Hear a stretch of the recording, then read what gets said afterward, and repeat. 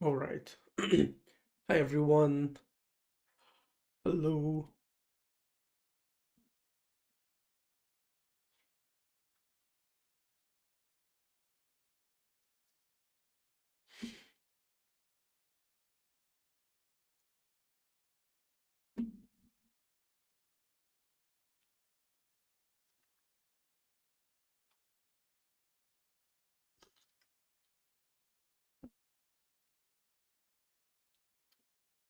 Mm.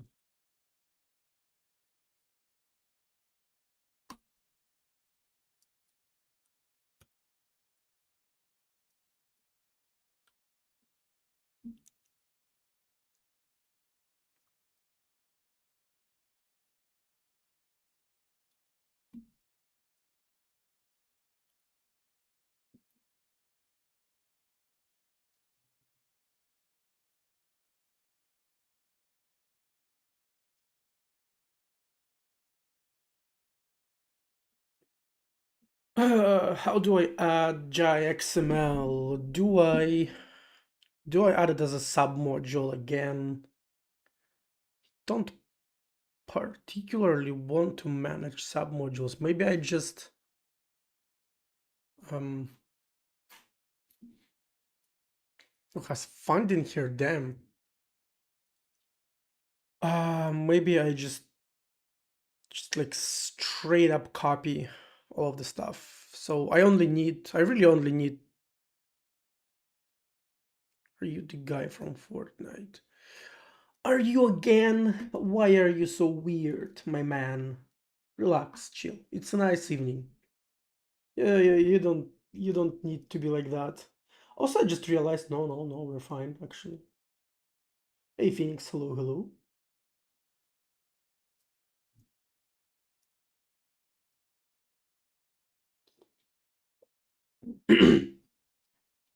uh,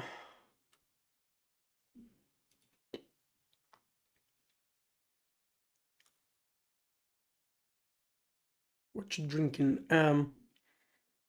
It's just tea.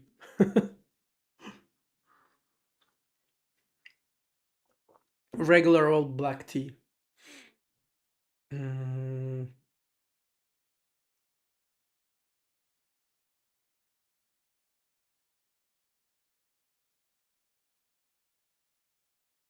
so parsing Unicode DOM. This is the only thing we need.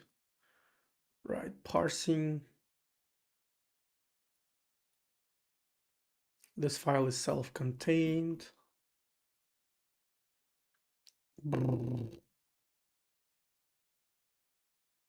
DOM. Seems like it's also self-contained. I guess that's really it. Oh, there's Unicode that Jai. Do you see? Oh, there's like a whole, like a drop down here that I haven't noticed at first. So yeah, there's also Unicode. Another triangle. I mean, we already got a triangle with EGL, right? I'm afraid JLX triangle is not that exciting because, JLX is kind of more stable on Linux. But we might be able to see a return of the fabled triangle. Oh, look at this. Holy shit. Look at this epic if statement.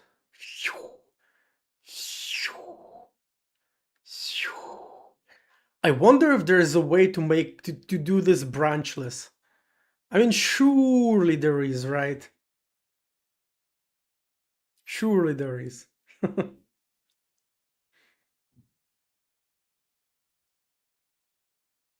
Like people have figured out branchless way to parse JSON. Like uh this thing, like sim JSON. If people figured out how to parse JSON mostly branchless, then 100% people figure out XML, right?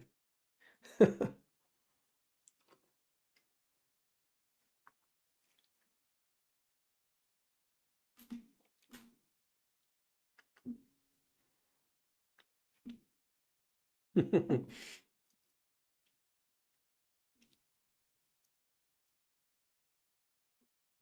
yeah, I think that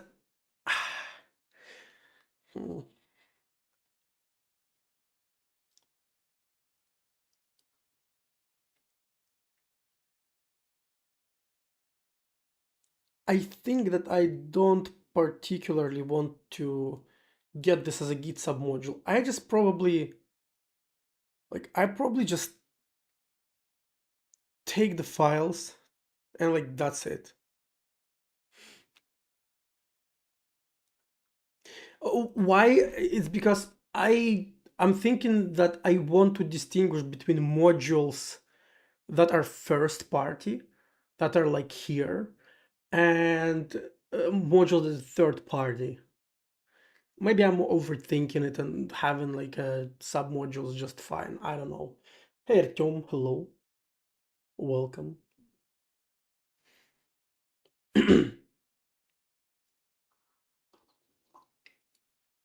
Oh, so by the way, what I did, um, I pulled this OpenGL generator from Giant Linux repo into its own project, which is Glide.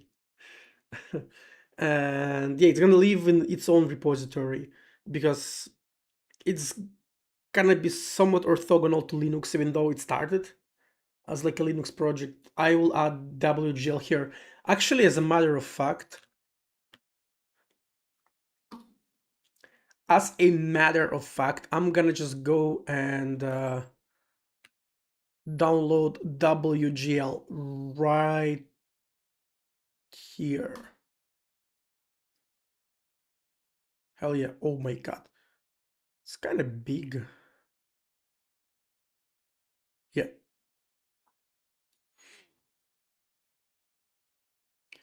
So raw, copy, go to the registry, create new file, wgl.xml, and just paste this motherfucker right here. That's what she said exactly when she saw my WGL.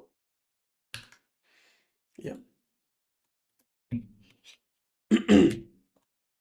There we have it. May I ask, this is my first time on the stream. I heard about you from another streamer. You heard about me from another streamer? I wonder who told you that. I mean, I wonder who that was. Why Jai? Because I like Jai. My favorite programming language. It's Coding, I see. Damn!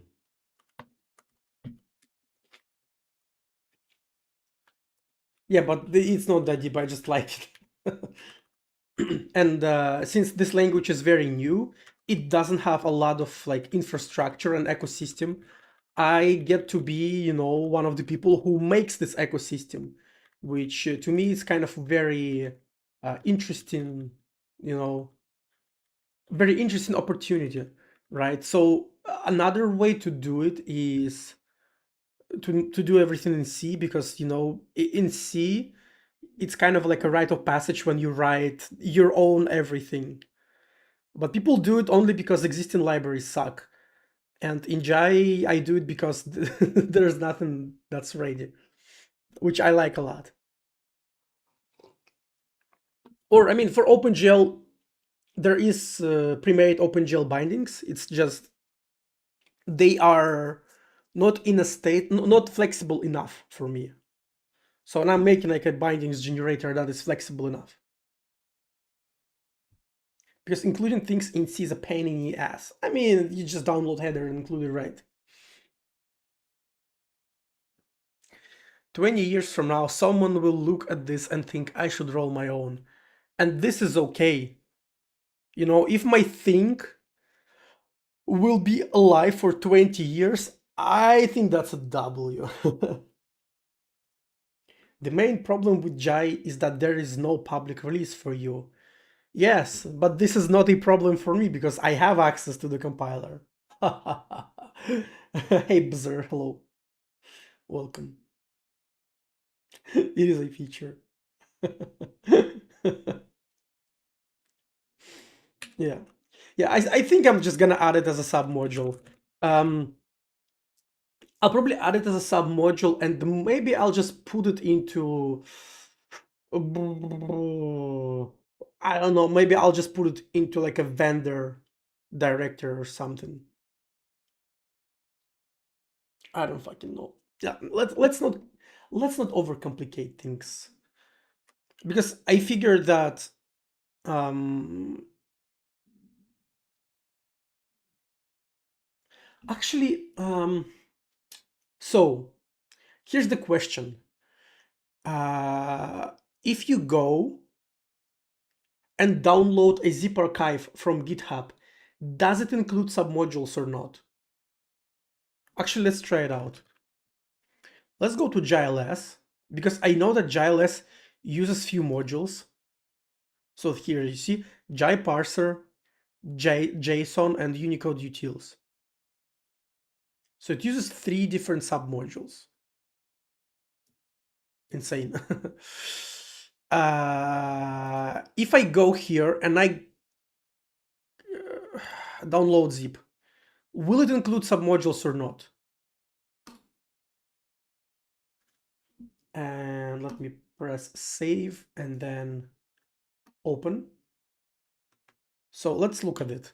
Here's the archive. Modules, 0 bytes. Empty, you see? Like I grab the code and I won't be able to build it.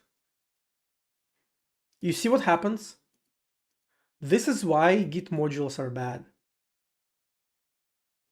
Because if someone just wants to grab the code for them, now they have to like, oh fuck, this is like submodule.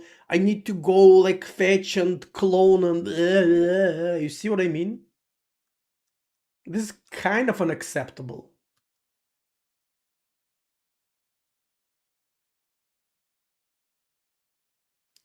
Try it with random JSlib. No, no, no, no, no, no, no. In JavaScript, it works differently because in JavaScript, instead of using Git submodules, they have like a package.json, and you were like supposed to run npm install, so it downloads them. Yeah, yeah, yeah. Hey, Alman. Of course, I know how to download submodules, but I think if you download it as a zip archive, so I didn't clone the repo. I just actually downloaded. You see, you don't even have that Git here. You see the downloaded zip archive is completely free of any Git meta information. You see? It has that Git modules. So it has Git modules here.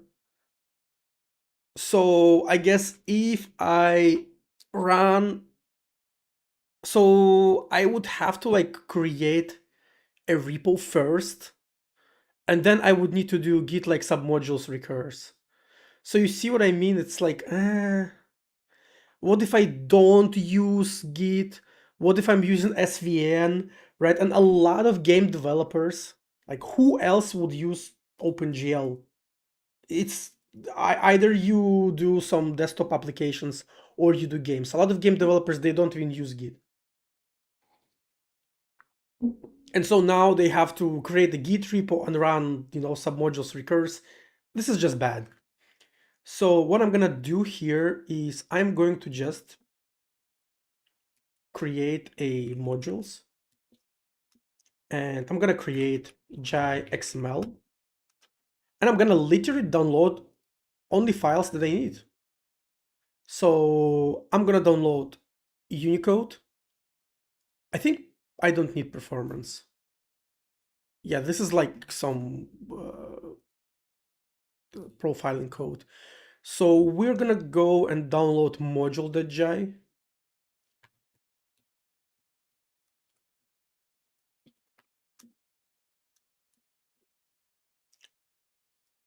Then it's gonna be dom.jai.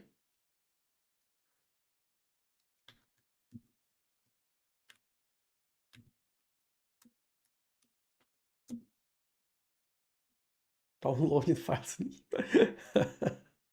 Hey, Leont. And also Unicode.jai. Ah, also parsing. Ooh.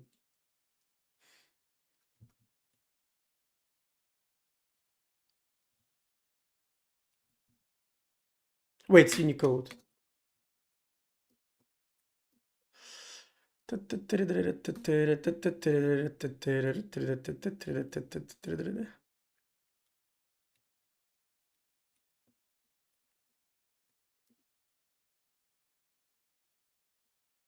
Yeah. This is better for the end user for sure. This is not super like for me probably more convenient would be to just create a submodule, but you know. Also, we should be a proper like how do you call it? Hey Perj, this will further help progress with my transpiler. What are you transpiling? So we should be a good boy and download license file, right? So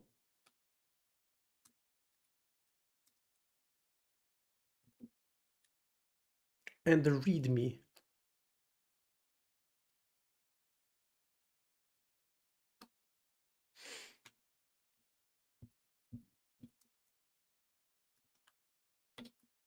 To preserve copyrights, of course. And I think this should be enough. There you go. We compile it now. I am basically vendor in this, yeah. Transpiler for Jai-like language to see. Okay, I see, I see. So basically like Jai was in its first like few months, I guess. Like if you go back and watch, yeah, first couple betas from John, uh, first versions of the compiler just generated C code that was then compiled by I think MSVC or something. Yeah, yeah, yeah. That's like a very funny exercise. Hey, Biluka, hello. Can we judge Mr. Streamer for using browser in light mode? Wait, what's the issue? I mean, this is like a dark mode GitHub. I actually specifically switched GitHub to dark mode for streams because I just use default light mode, and honestly, I don't like dark mode in GitHub. Something about it is just not very good. I can't quite put my finger on it, but I look at this and it doesn't look nice. In my opinion, GitHub, where's appearance? In my opinion, GitHub light mode is just better.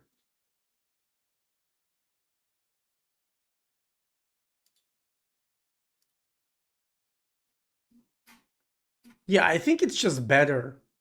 Like strictly better. Looks like angry fruit salad, yes. For us noobs, what even is a Git submodule? Oh, so in Git you have your main repository, right? So if I go to my Git menu, well, it's yeah, I just pulled this file, but this is like a Git. It's basically all your files, and submodule is just a directory that's a part of your repo that Git explicitly knows that it's actually a separate repo. And so when you like commit, instead of committing all of the files in that folder in a submodule together with your main files, it just commits like a little file that tells this submodule is pinned to this specific hash. And so when somebody clones the project, clones your repo to their computer, they download just main files. They don't download submodules unless you provide a specific flag. So it's basically a way to embed repositories into like a parent repository. Does it make sense? Did I explain it good enough?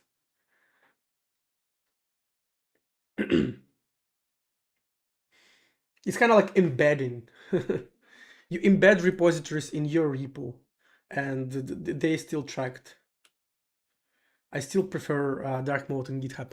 Yeah, I mean, I can put it back to dark mode just for people watching. I personally like light mode on GitHub more. I do think this looks kind of like an angry fruit salad, which actually, um, so there's this guy, Nikita Tonsky.me, um, and he recently dropped an article. It says, "I am sorry, but everyone is getting syntax highlighting wrong." I I am, since I am not at the point where I'm a proper like a reaction YouTuber, I'm not gonna just sit and read this article, but I highly recommend it. I highly recommend it. Oh my eyes. Well, let me put. He actually has a dark mode just for people like you. There you go. Now you have a dark mode on his side. Christmas lights diarrhea. You see, he is even more angry about it than John. John calls it angry fruit salad. He calls it Christmas lights diarrhea. Look at this.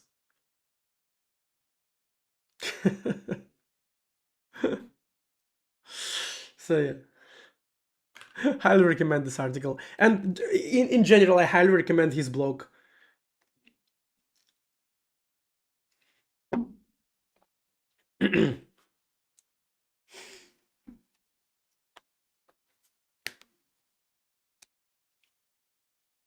Hey, Astral Foxy.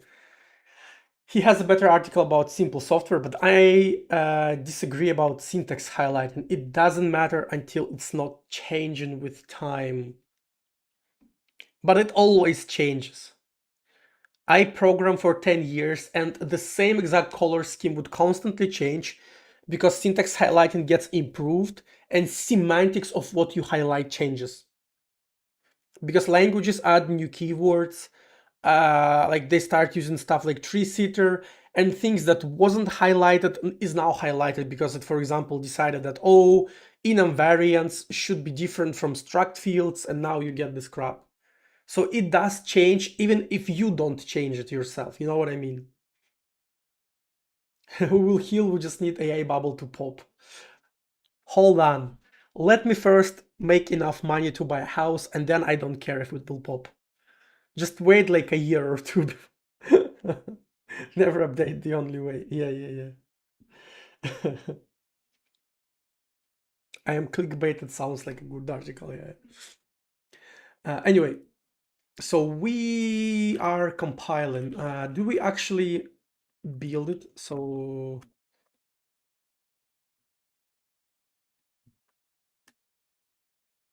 can't open file, GL, GLXM, what?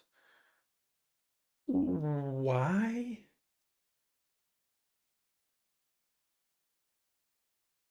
Why not? Oh, yeah, because it's just registry. The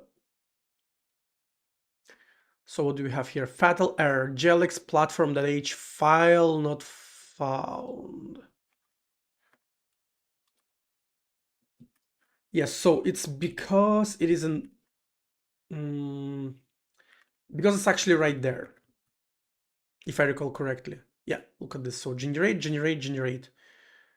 Oh, could not open protocols. Yes, so I haven't moved everything. So protocols, uh, GL gen options output directory. What if if we just create in directory like generated? What if we just do this? Um, you know what? I think what we can do is we can just output into modules uh, like this. How about that?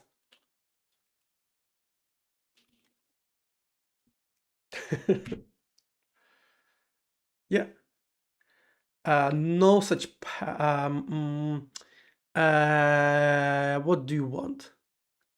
Could not open file, no such. So it says no such file or directory because this directory doesn't exist. And so what we need to do is, where is it? Output directory, output path, parse file, output path.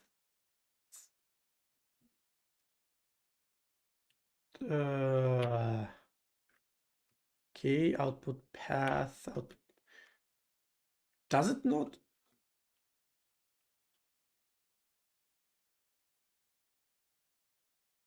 Where's the read entire file?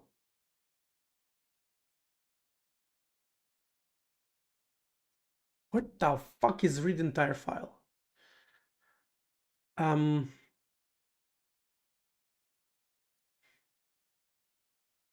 Output path words. So before we do this, actually, um, I need to just make directory if it doesn't exist. So let's do this. Make, is it folder? So make, yeah, there it is. That's the one.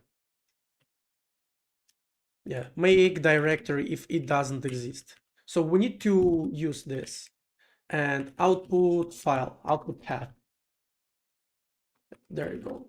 And now type wanted string, type in, fucking,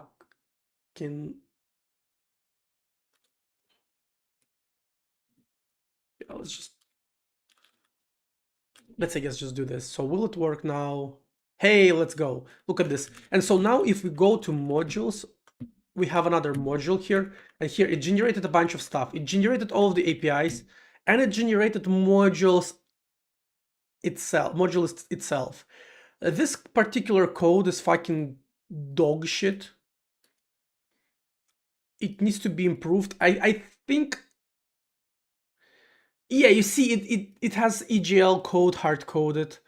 Also, it imports everything. So let's, if you want, for example, if you just generate it for Windows, this gets kind of fucked.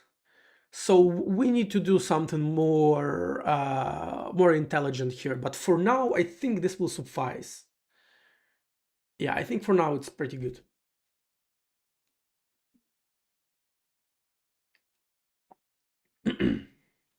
What do we have in the chat?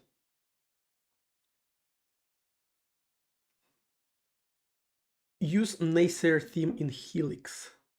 Somebody ported John's theme in Helix. That's pretty cool. Hey, Anton, hello.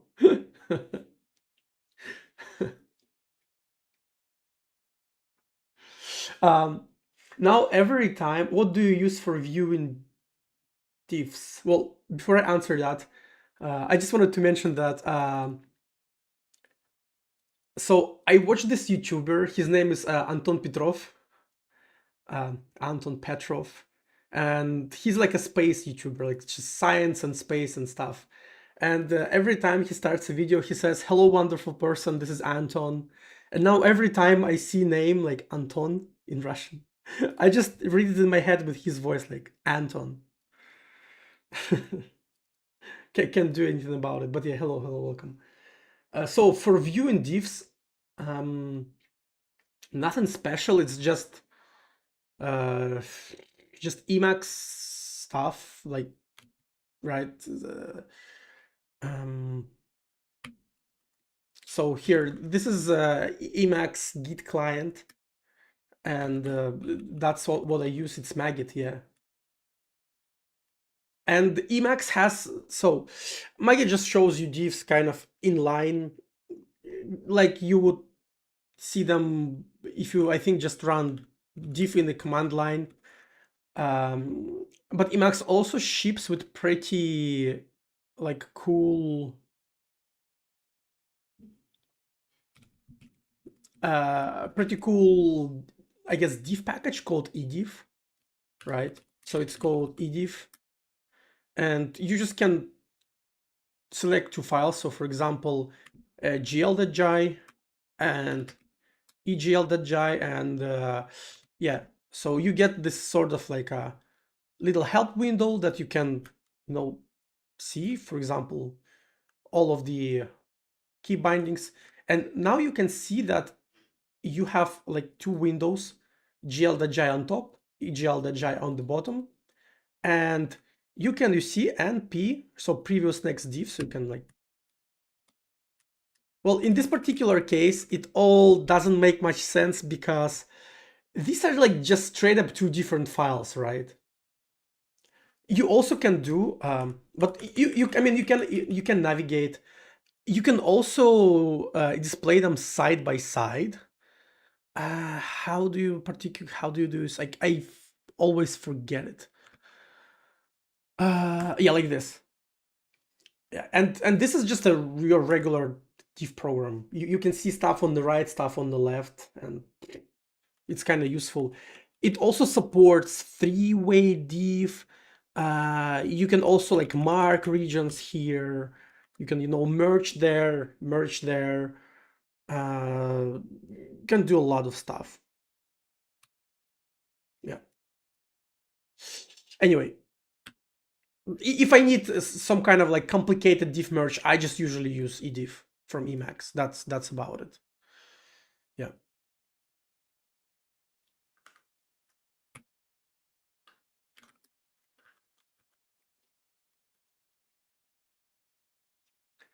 And Anton is a jury-rigged cluster that can be overclocked to break into smart fridge, as I remember. What the fuck?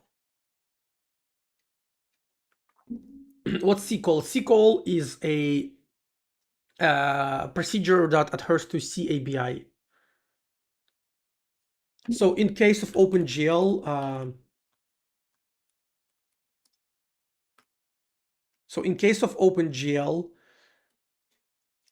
you have to mark this as a C call because it comes from a DLL that has CABI. So if you want to call this procedure, Jai needs to know that it has C calling convention. From Silicon Valley. I see. Yeah, I haven't watched the TV show in 10 years. In my childhood, I used to pronounce my name like that, but after somebody didn't understand me when I said my name, I started to just say Anton as Anton. Okay, okay, I see. Yeah, makes sense. Yep, so this is EGL. By the way, do I have GL loader in GLX? I just realized I never checked. Oh, look at this. We have it. My code to mark a procedure as a loader function. So basically proc that loads other procs. Just worked out of the box, pretty cool. Pretty nice. So I moved this shit into its own directory. It kind of works. What we can do now is try to build examples, right? How about this? So let's go here. I already have examples directory here, and one of them is xcbegl. So this is an example. This is our triangle basically, and it was working for libx, not libx, for xcb and egl. So xcb is x11 c bindings, the alternative to libx11, and egl is, well, egl. And we need to, yeah, we need to load xcb.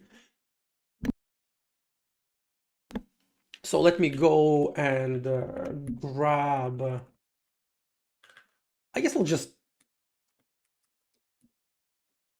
yeah, I guess I'll just grab x11 from here. So I have xcb.jai.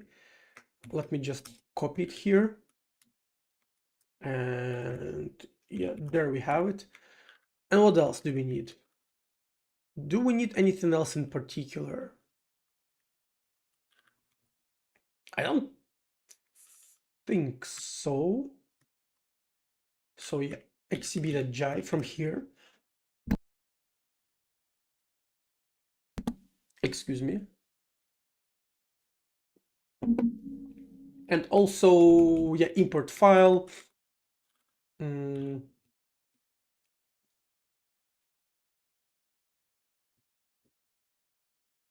mean, I can just probably import I can just do this. The only thing I need to do is to make sure import dir is working here. Hey Emil, my only contribution to Odin was fixing an EGL bindings bug, so I declare myself expert at fixing that one bug. Nice.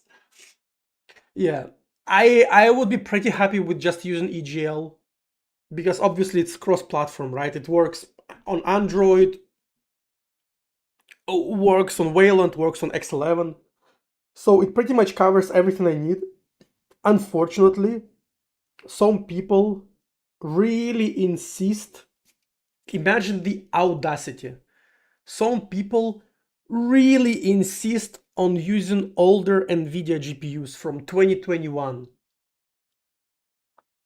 They don't want to buy 4090 that have new kernel module drivers that support EGL and XCB. So I have to, for people like this, I have to have a JLX fallback on X11. Nothing I can do about it. Hey Baker, hello. So if I try to build it now, I won't be able to because we can't find the module. Because by default, Jai searches modules that are relative to the current path and in Jai kind of modules directory, so the global modules. One of those crazy people that is sticking with their 3090. I mean, 3090 is good enough. Um, I don't remember exactly what was the point after which kernel module drivers are good enough and they kind of support this combination. But it's something around like 2022, 2023. I forgot. It's either 2070 or I think it's 2070 and later. So I think if you have one of those, then you're good. Then this combination just works for you. And of course, if you have Intel GPU or AMD GPU, those just work forever, ever. Yes, yes, yes. EGL is pretty old, but EGL, particularly with X11, had a very bad situation on NVIDIA.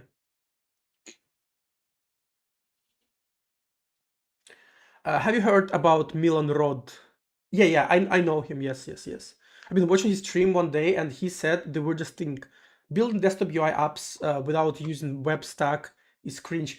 I mean, man, you just gotta know who he is, right? He's a web programmer, you know, and he has a different perspective on this. I like him. I don't want to shit talk him. I think he's cool. He's cool.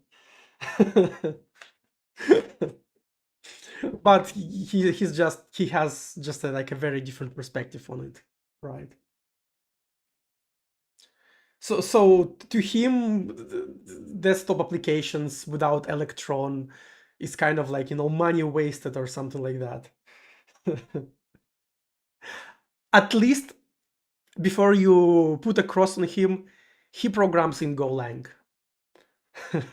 So at least his like backend language of choice is Go. If that changes anything in your book. um, I'm saying that because Anton is also a Go programmer. Well, like kind of main language of choice is Golang.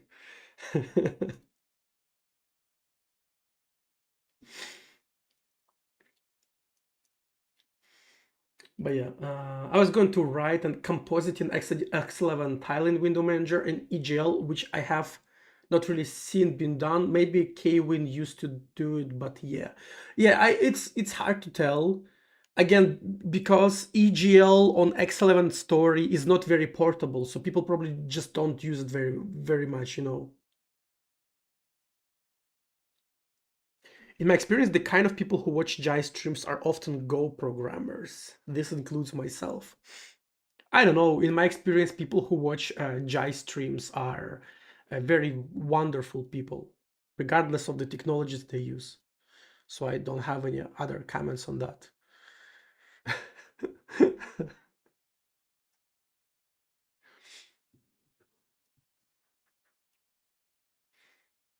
He's using Go for with some stupid library that is like Electron, but uses system provided browser.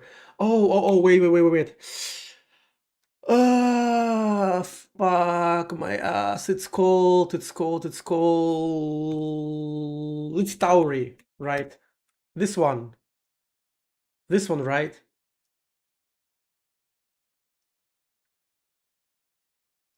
It uses system installed web view. Yeah.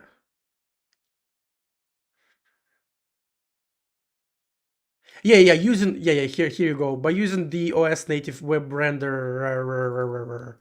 Yes. Why not build UI just with Go? You can call X create simple window or whatnot, and then draw anything you want. It's not that hard. Man, it is pretty fucking hard.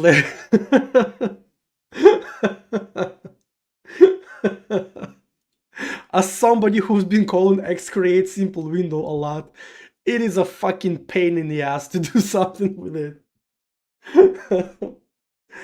Start shit talking people so you get clicks and grow your stream.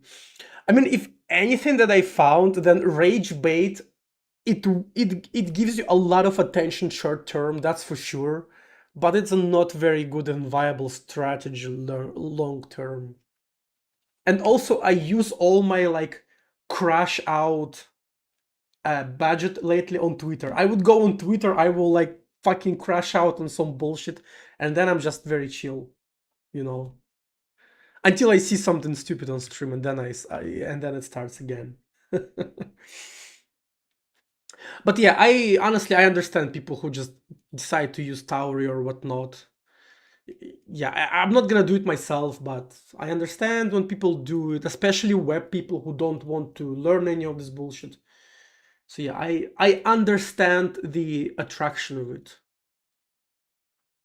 That's what I can say. Even though I disapprove and judge internally.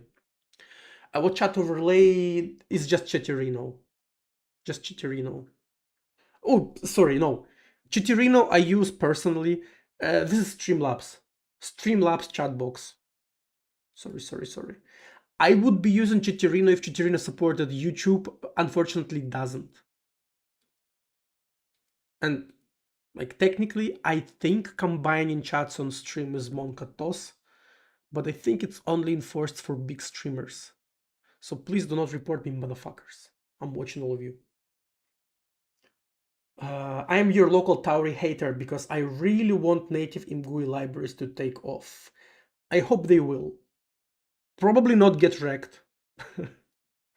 But there are some libraries I'm looking forward to that look very promising. Twitter is like the primal scream therapy, yes. And I had a boss once, so I worked for a guy who called Twitter the sewers of the internet. So short-term resolve is applicable. Yay, Leon, I should think about it. Yeah, ArcUI, I'm talking about ArcUI, of course. I will try to switch to it minus stream elements, and it's not very good. So the Streamlabs one is also not very good. I have some custom CSS applied to it, but it is serviceable. You can work with it, at least. Yeah, immediate mode is cringe if implemented naively. I agree, but I like immediate mode API. So my opinion is that the perfect UI library is the one that has immediate mode API, but is retained under the hood. Which is like, there is no incompatibility. That's how GetRect is made. GetRect is retained under the hood. It's just it doesn't really utilize its retained state a lot. Uh, so if you want to suspend rendering, you should do it yourself by using information that GetRect stores, which I do in Hitboxer, for example. Easy thing to say when there's no immediate mode library with the same functionality as the classic retained mode leaps.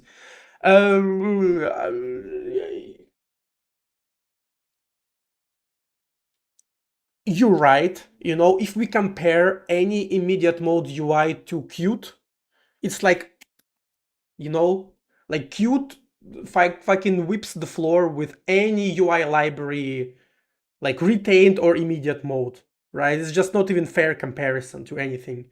But it doesn't mean it's not possible. You know, it's just like nobody did it yet. Because kind of like ImGUI, you know, quote unquote paradigm itself is way younger. And since it's like conception, or I guess since like Casey coined the term, it was mainly only used in like gaming industry, and in games you usually don't concern yourself with retained state at all because you want to redraw, repaint every frame anyway. So it's like, I don't know. I mean, I'm really looking into RQI. I think they're doing that. I think they're doing it. So we'll see. We'll see. I'm a believer, right? I'm a believer. I understand what you mean, right? Because there is no immediate mode UI as high of a quality as Qt. Like nothing comes even close. But we'll see how it's gonna be like 5 years from now. Ryan's approach immediate mode, but retained when useful for API stuff. Yeah, yeah, but also when Ryan's UI redraws, it doesn't it fully draws. It doesn't have like dirty region, right? He repaints entire like UI in RAD debugger as well, at least. And like the argument is that, you know, oh, Win32 API. Shut the fuck up. 5 years into immediate mode, Lips will replace retain mode in 1 year. Yeah, yeah, yeah. Of course. uh, but yeah, yeah, I totally understand what you say, right? Because I mean, if we think about it, Win32 UI, the built-in that Windows ships with, was doing all of the thing that no immediate mode UI is doing since like Windows 98 times, right? It was always super like optimal in terms of resource usage, and it always had like state of the art Windows text rendering and a lot of widget selection, theming support, localization, fucking accessibility, right? And no immediate mode UI does it, even though there was like what 25 years or so. But yeah, as I said, I'm a believer.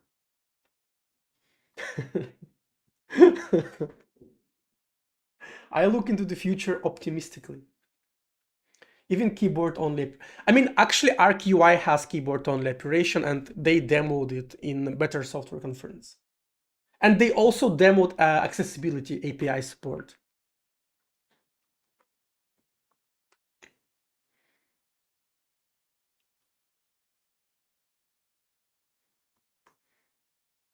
Input methods, yeah, yeah, yeah. I have a goal to build ImGUI library in Go, which looks like Windows 95, and then build some Windows applications like file browser and FreeBSD. So far, I only ported Sean Barrett's example to Go and build checkers, yeah. Free cell solitaire, bad Apple video player, and self-organized map visualization. Yeah, look at this man. He has a dream. He sees a vision of FreeBSD, like of year of FreeBSD, and he's working towards it. I respect that. Remind me, please. You ditched Linux because of Rust in the kernel, right? I don't want to talk out of my ass, but I think you mentioned that's the main issue why you went like FreeBSD instead of Linux. Did they actually demo anything? All I saw was 20-minute presentation with no code, no actual Windows, just some graphics. No, no, no. They actually it was actually a demo. Like there was a talk on BCS with a demo, and then periodically the guy, the main guy posts stuff to like Twitter. Yep, yeah. That's the level of ideology I can respect. I'm not having it. I don't have it myself, but I can respect for sure. Hey Max, hello, hello, welcome. Most popular BSD distro ever, macOS. Yeah, let the flame war begin. Maybe the most popular BSD distro is something from Sony, right? Do PlayStation still have BSD kernel or not anymore?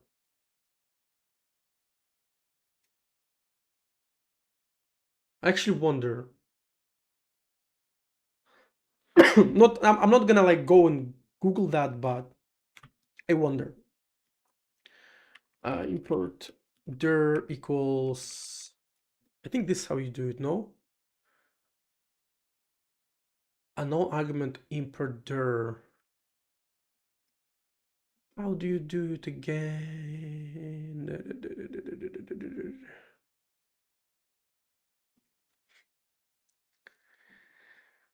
Import dir. Yeah. Ah, it's. I see. You don't do equal sign, so you just do this. GLX. Oh, fuck me. Yeah, that's invalid, Jai. Just like quote. So I need to special case this. Before I do it, let me actually remove this from the module.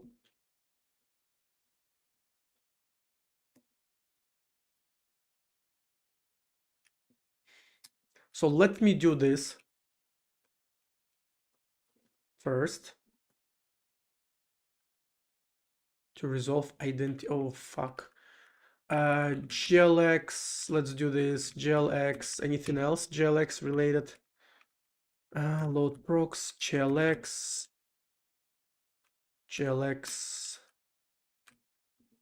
anything else? There you have it. So now we go here and wait, what? But how does it compile in this file? Wait a second. Huh? Where does it get information about it? That's fucking sus. I thought that it just goes on the like I modified not I modified the wrong file. Yeah, so no, this is the right one. Am I stupid? Yeah, this is the wrong one. This module gets deleted. I need to modify this one. Yeah, sorry. It's because I copy pasted a bunch of file from different directory because I extracted the project. So yeah, I have some files I don't need. So let me again do that and then build, and we build. And can I actually run it? XB EGL. No such. What? There it is. It's because it sets the current working directory. Blah, blah, blah, blah. So I can just do. Whoa! It still builds. Look at this. Who wanted the fucking triangle of doom? Ooh. PS5 is still based off FreeBSD. Nice. Thanks, Danny. Thanks for the info. PS5 is also based on React Native for some reason. I mean, I know for which reason. It's very sad, but oh well. Microsoft abandoned their state-of-art UI for web shit. Yeah, this is very sad. This is really fucking sad. I've been using FreeBSD on and off for quite some time, since 2015, but switched to it completely in 2023. After using a disastrous Red Hat Enterprise and Linux side in Rust, I had enough. Why would you use Red Hat Enterprise? Is this for work or just like for fun? I think about doing BSD every couple of years and it never do it. Yeah, this is Mosaico triangle. No, it's triangle of hope.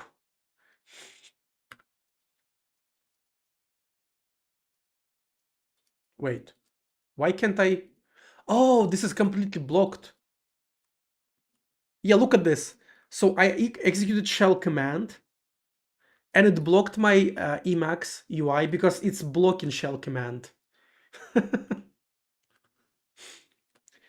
If I want non-blocking, I need to do this async shell command. Yeah,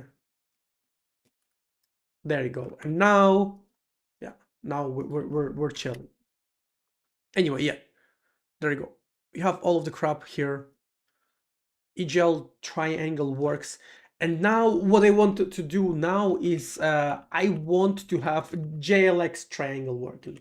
So this XCB and see how it goes. And as far as I know, Martins, so this guy, Mazeiko on GitHub, this is one of my favorite GitHub accounts, and not only GitHub accounts, just this very like fucking smart guy that works at Epic, I think. So he has X11 OpenGL. This is yeah X11 with EGL. So this is the original file. It uses libx11, and I ported it for XCB. And as far as I remember, he had JLX1. Let's find if he has it, if he had it actually or not. Yeah, Martins is the GOAT. This is true, yeah. XCB port. XCB port, yeah, I did XCB port. Yeah, yeah, it's by me, Emil. I did it. If you go to where's the gist? Oh fuck, it has private gists. Fuck me. It's not nothing secret, but yeah. XCB OpenGL. Yeah, there you go. That's the one. Yeah. So this is the one I did for in C, and then I ported it to Jai.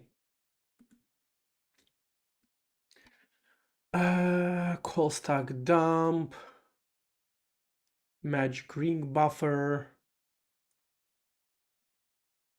Vic. What's that? Simple wrapper, blah blah blah. Mini perf, ARM preview, Win32 web GPU, older, Upng, ooh, flash file cache, blah blah blah, TLS. Ooh, oh shit, that's pretty cool. I need to go to his repo more often. Didn't realize, yeah, that's me. Hell 8 was very good actually. It wasn't for work, I just decided to give it a try because I get bored with Debian-based systems. I see. Yeah, I see. Yeah, I think these days, like in 2025, uh, Fedora is probably the best distro if you don't want to roll your own experience. Otherwise, you probably go with like Gentoo or I don't know, like Arch. Which operating system, in your opinion, has the best GUI system? Brr, brr, brr, brr, brr. I never programmed anything for macOS. So I never used Cocoa as a programmer. So it's hard to know. But I mean, usually, just like by looking at it, I like the way Mac OS UI, looks like. And I've heard they have very like good text rendering. So maybe Mac OS, but I've never used it. Between Linux and Windows, I mean, Windows is obviously better because it has like built-in stuff. It has everything like you need to write UI available in the system. So yeah, G3D11. Does he not have Glass?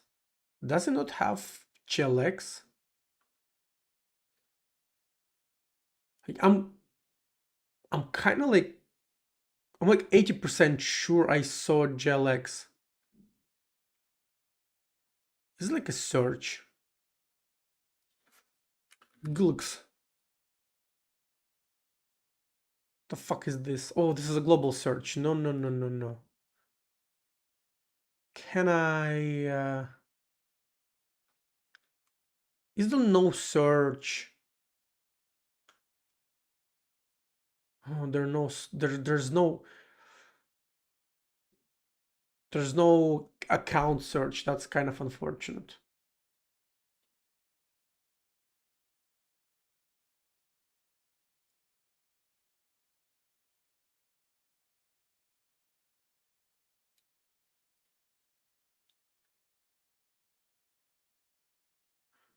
GitHub doesn't have even a IPv6. Do you think they have local only search? I mean, search for like account lists.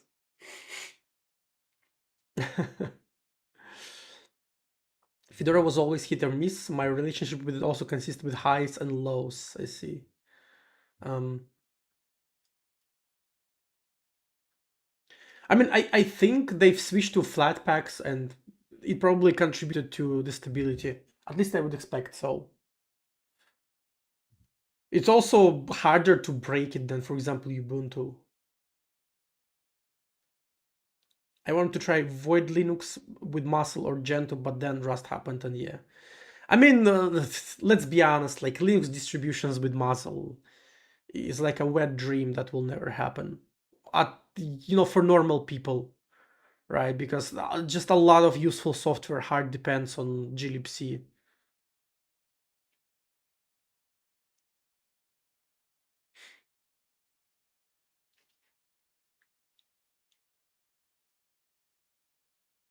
Hey, Codex Binary, welcome to the stream. So yeah, if I were to install Linux on my mom's computer again, I would install Fedora, like for sure. Now she has Mint installed on her laptop because I did it like 10 years ago. And 10 years ago, Mint was pretty cool, but now I probably would install Fedora. Do you know what useful software doesn't depend on glibc? FreeBSD, of course. Any intention to make cross-platform GUI library for Jai? Um, I mean, Simp is just a, library that draws rectangles. It's not even GUI library. And GetRect, yeah, GetRect is very bare bones. So, I mean, you can, I guess, build something on top of GetRect.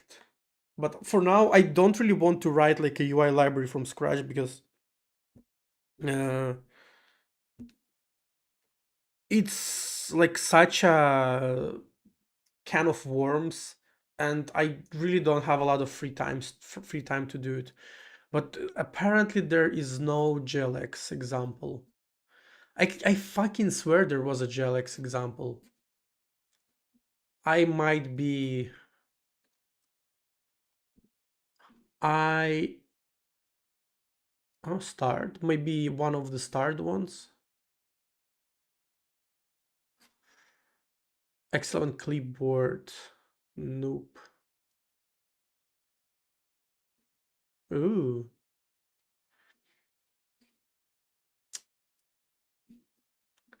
Maybe we just write our own.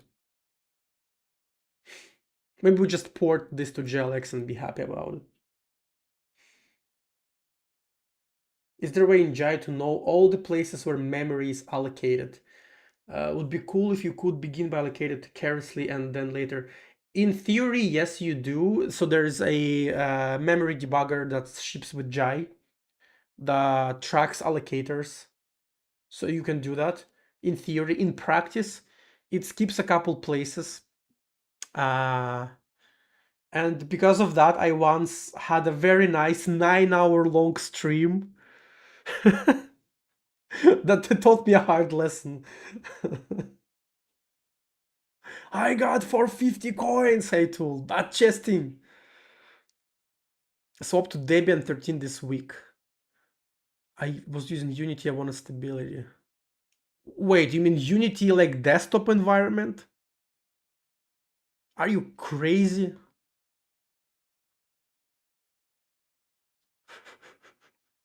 In 2025?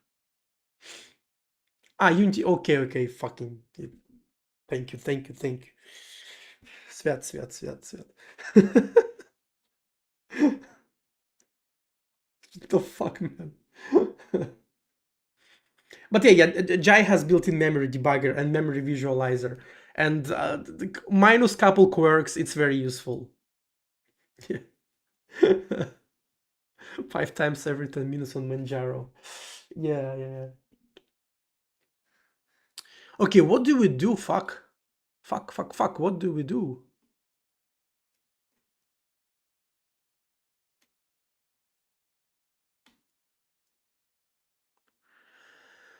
What do we do? What do we do? Let me just scroll it one more time just to make absolutely sure I didn't just. Because. Ah, it's a Windows one.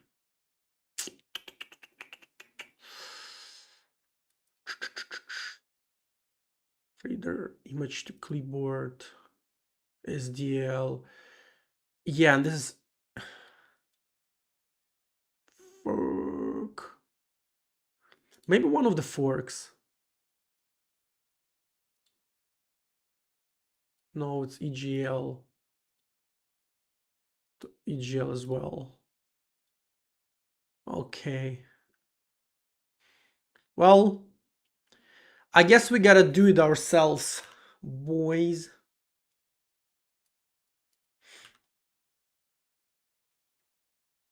Hey, Tuvix, what browser? This is Mozilla Firefox.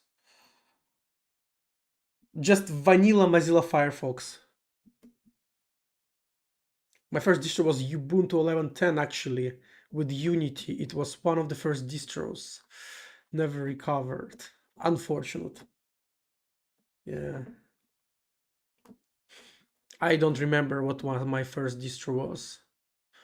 I mean, my homie in uni showed me like Ubuntu '09 something.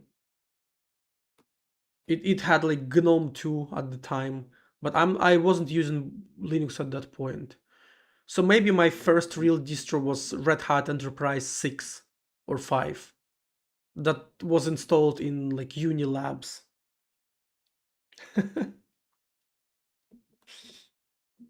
Slackware, that's a nice choice.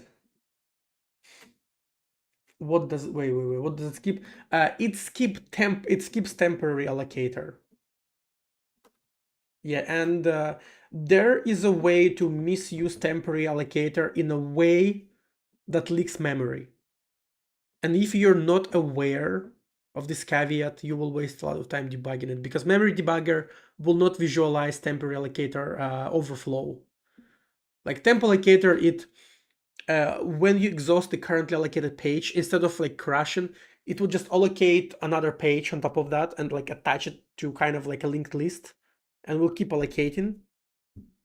That's the default behavior. You can configure it, but this is the default behavior. And yeah, I spend a lot of time tracking that memory leak because I didn't know that memory debugger doesn't track it. And I didn't know. So since I'm talking about it, the way temporary allocator works in Jai is just it uses thread local storage for it. Not the operating system TLS, but language kind of construction called context.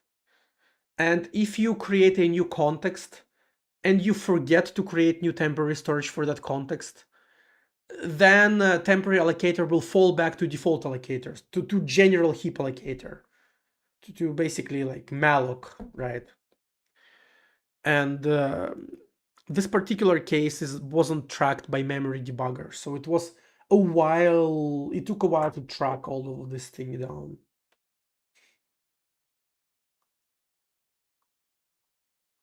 Yeah, I mean, Ubuntu is very bad these days. I think I crashed out about it on Twitter, but lately Canonical definitely been net negative on Linux ecosystem. They still use their big name because they used to be kind of the main player in desktop Linux, and 15 years ago or so they did a lot of cool shit, right? With Mir and with like phone operating system, and they did a lot of like R&D and kind of first party development. But now it's kind of like joke of a company and their products suck and their distro sucks. But people still download Ubuntu because it's kind of the most somewhat is the thing you hear about the first, right? When you think about Linux. And I think it kind of hurts a lot. How hurts the ecosystem. That's how you do a 9 hour stream. Yes, exactly. Is it using signal handler to know when to allocate another page? No, no, no, no, no. It's like every time you allocate with temporary allocator, let me show it to you. Uh, so here's temporary, here's how it allocates. That's basically the allocation routine. And so when you want to allocate, first it calculates the size, right? No, plus alignment. Then it gets the temporary storage. Then if you forgot to initialize the temporary storage, it gets the default allocator. And then it allocates with default allocator. That's about it. But if that's not the case, if you use it properly, then it says it checks if the size of the new allocation is more than occupy or is more than left on the current page. It just adds new page. That's it. That's it. And add new page is just a very simple function that um, uh, where is it? It's just like uses some overflow allocator to allocate, right, to like allocate a new page, and then it attaches the page onto the next of the current page, which is just kind of a linked list. Yeah. And TS is, temporary storage. It's I'm pretty sure it's in preload. No, is it on runtime support?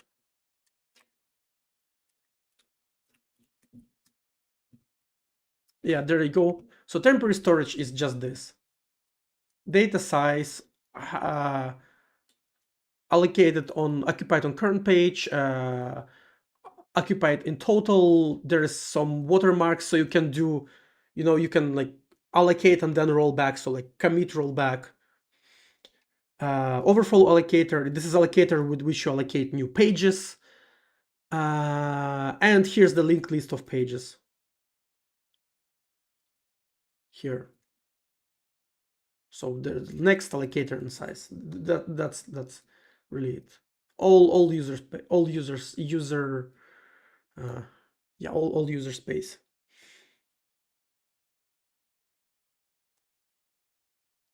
If Linux user space didn't assume so many dumb dependencies, the problem is that there is just um, nobody's in charge of this, right? Linux user space is very fragmented. Nobody. So, for example, in kernel, we know there's Linux Foundation that oversees the kernel. They have the idea, right? Sometimes idea good, sometimes idea bad, but they have full control, right? They have rules, never break user space.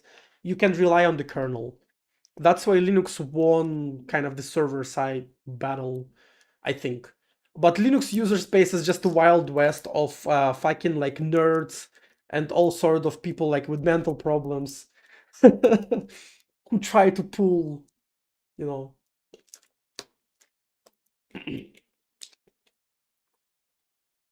But yeah, that's why you have 50 distros with like 20 package managers, and all of this is kind of mid.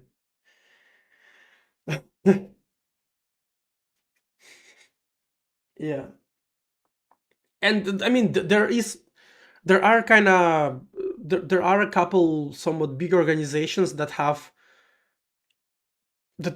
control, you know, some part of ecosystem that everybody else rely on. So we have systemd, right, which is, it's pretty safe to say it's kind of like de facto standard for like low level user space.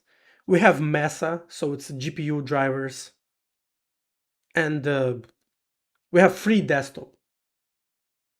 So I guess Mesa is part of free desktop, but free desktop oversees like Wayland protocols, X11, and the free desktop itself is kind of fragmented. uh, like a bunch of them. A lot of people in free desktop are fucking clowns. Some of them are very based, and it's like it's kind of all over the place. But other than that, you have like GNU, you have a bunch of like KDE project, you have GNOME project, you have SUSE or elementary people. Yeah, it's bad, like, man, it's really bad. You have Debian project. Yeah.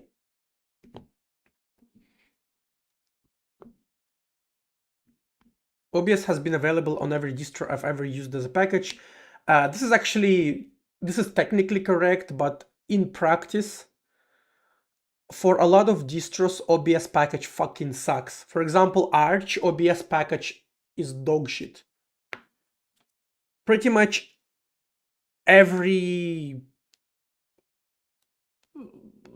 I know, I would say 70% of people who use OBS, they want browser source in OBS, and Arch package just isn't packaged with browser source for historical reasons.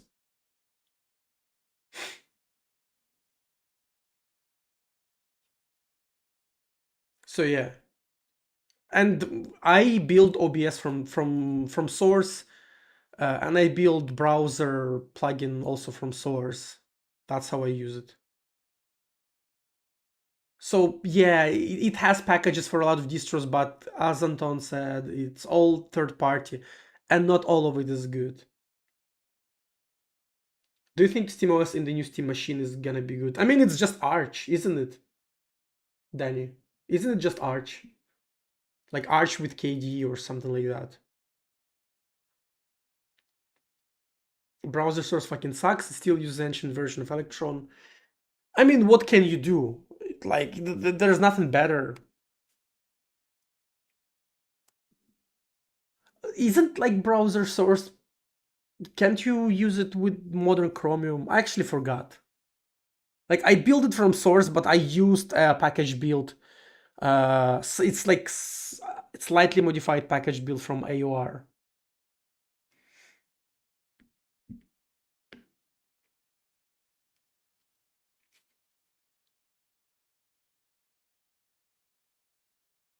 It's Arch on ARM. I see. Immutable or whatever it's called, probably. Yeah, they use BTRFS to like have snapshots. So yeah, it is like immutable. It's like a file system support for immutable systems. So it's, it's not, it's something you can technically use on any distro.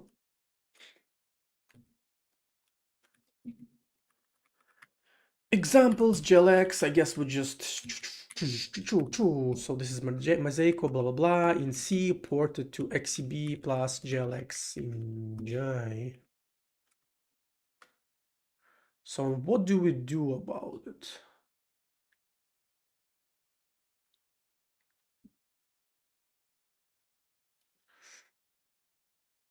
Yeah, I don't know.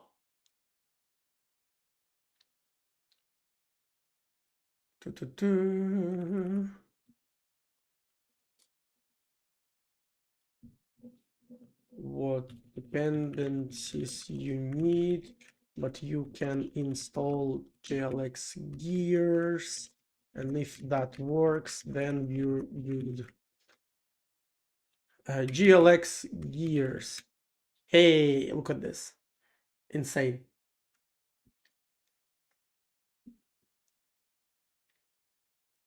Last time I built it by hand, I had to download a very specific version of Electron that some random dude from OBS patched, and they've dependent on that since. Yeah.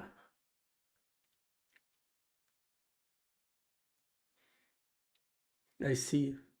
I'm not very good at English, I am sorry. You are forgiven, my friend. Huinsu8719. Hello, welcome to the stream. Don't be sorry, it's okay. Ceph, yeah, it's Ceph framework or something like that. Have you ever played with merged? I have not, Sir Elf. I have not played with that. Browser source is the reason I had to install Linux OBS on FreeBSD, because native OBS doesn't have it all. Chrome embedded framework is not ported to FreeBSD. Unlucky. But yeah. Yo plus R, hello. Haven't seen you in a while.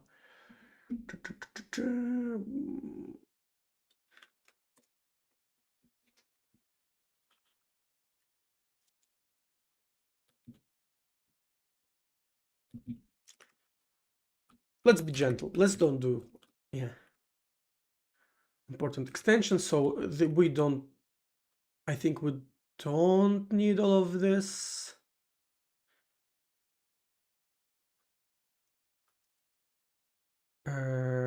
Definitely not this. I guess let's leave that to get.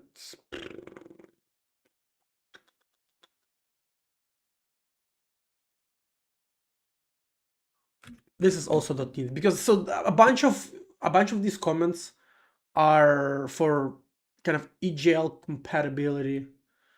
So we don't need that. So we need XCB and import GL. So this is where we would go and improve modules for GLX, but I mean, debug callback. So I think this can stay as is, this can stay as is, this can stay as is, this and that is also good. Window cookie. Okay, so you can take that cookie.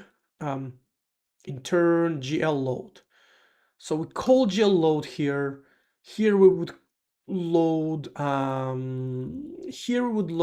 GLX. And if we open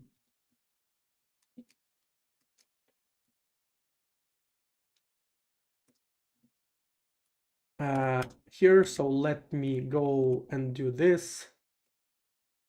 I guess we can probably load them both, but I definitely need to fix GLX now. So it generates valid JI. Good night. Yeah. Good night, good night. You're quiet, so you're like 2 hours ahead of me to the east. Yeah. Have a good night. See you. See you soon.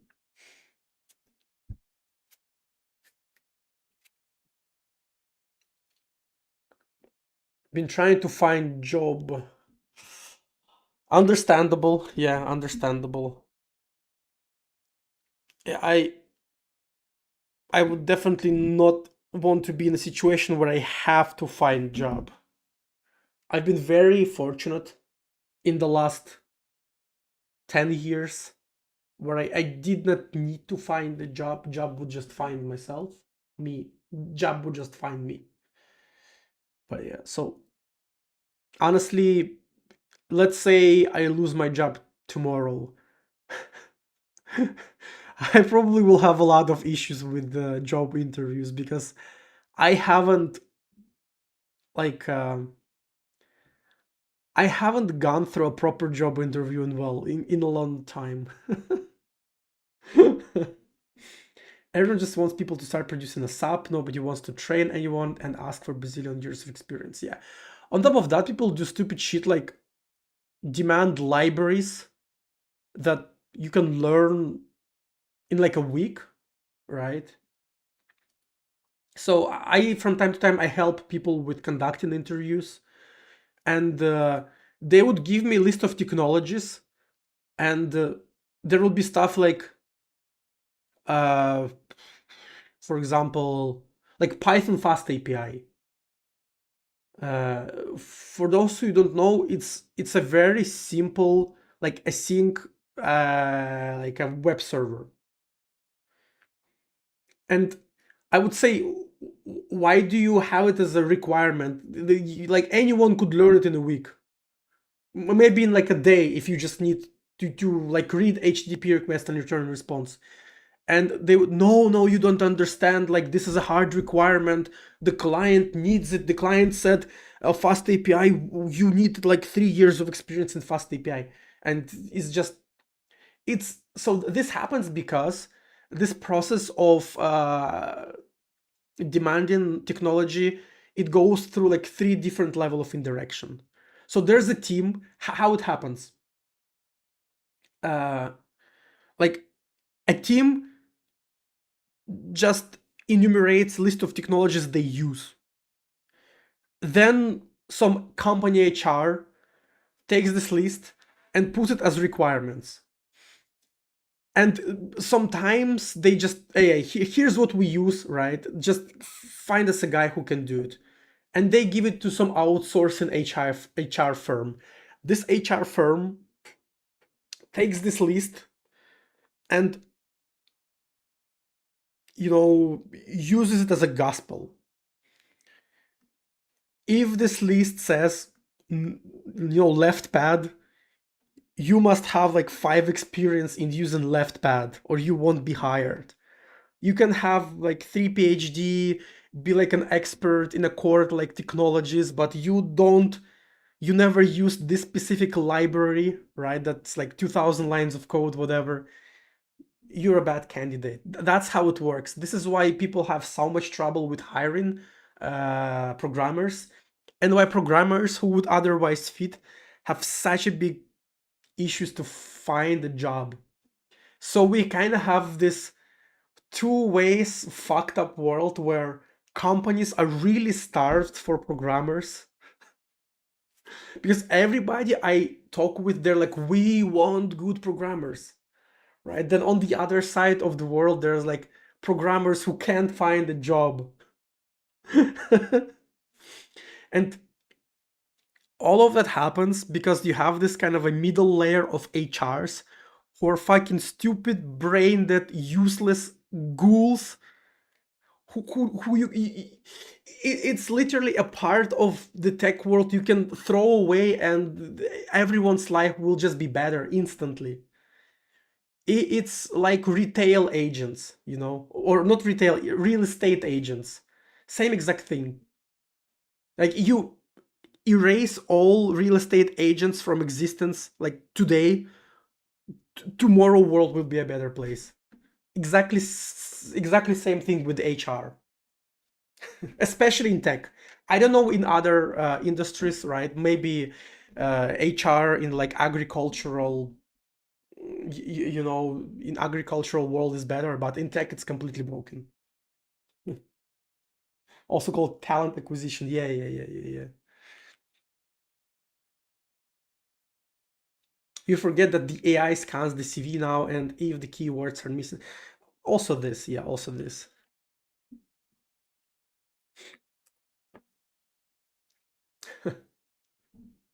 Wait, there was like a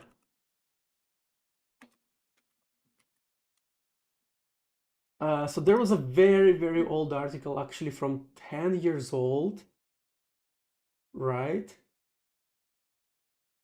Oh my God. Yes. Yeah, yeah, yeah, yeah, yeah. So a very controversial guy, I know. So there's the guy. His name is Igor Bugayenko. If any like Russian speaking person watches my stream, probably like cringed right now, or at least had some sort of like instant like response, internal response. But yeah, so this is an article from 10 years ago. It's called "You're just the mayonnaise in a bad sandwich." No, this is not Russian saying. It's actually a quote from the movie, from what just happened. And this is an article about IT recruiters. Yeah.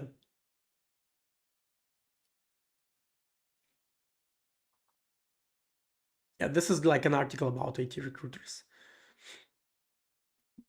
The foam of the sea.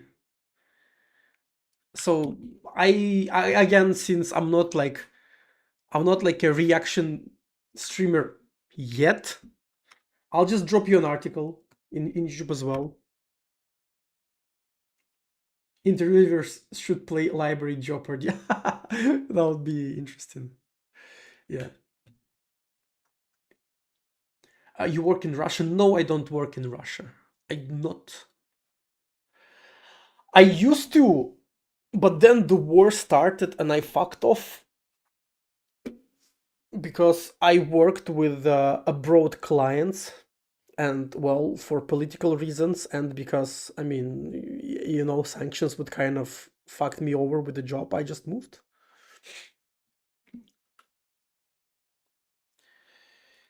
Yep. We had employees who moved to Estonia when the war started. They all got fired. Yeah, it's really hard in Baltics, right? Because your politicians really hate Russians. And so it's kind of tough.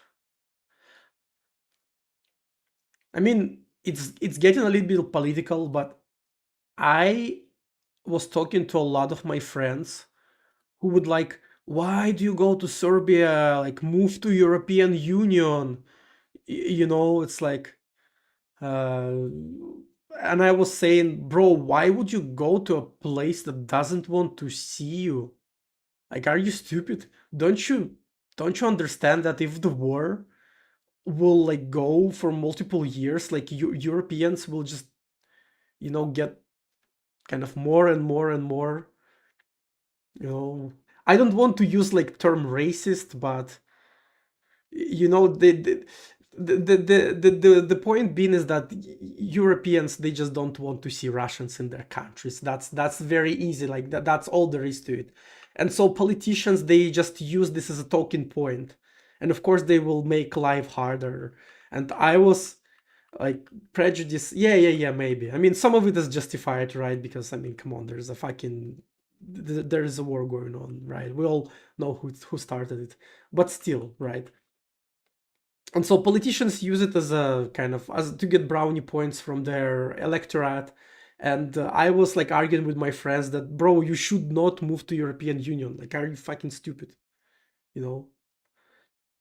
And so I'm like chilling in Serbia. I'm like absolutely fine. But I know people who got their like bank accounts closed recently because 19th packet of sanctions.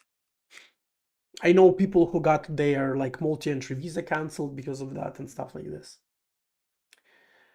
Hey, Codex Binary, can somebody send me invite link for Handmade Hero Discord server? The link on the website doesn't work. Oh, does it not work? Yeah, sure, let me do it. Can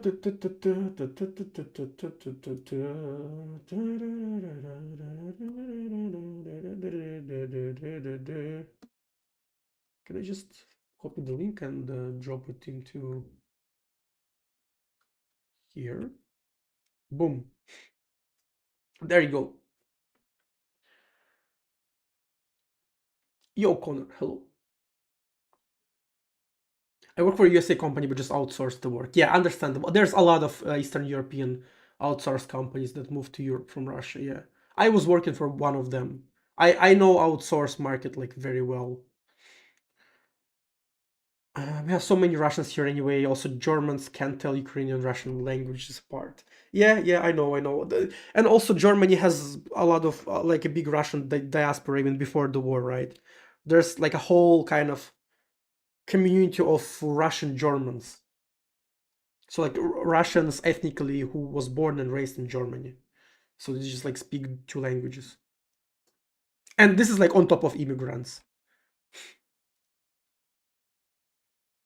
Prejudice towards randoms is insanity. I mean, I understand it, right? I understand it. It's exactly the same as, right? It's it's kind of like post 9/11 America. You go like Americans in 2001, they would look at any like person in hijab, they would instantly think fucking terrorist, right? And it was very easily abusable by politicians to win elections and stuff. Now is not any different, right? Because you can easily say that any Russian in my European country can be like a KGB agent. We should like boot all of them. Please vote for me. Easy clap, right? You won elections. Congratulations. It says unable to accept. I see, yeah, maybe it's your account. Have you, by any chance, joked that you're 12-year-old in Discord? If, yeah. Oh, right. Yeah, if you have over 100 servers, then you just can't join more. There's a cap.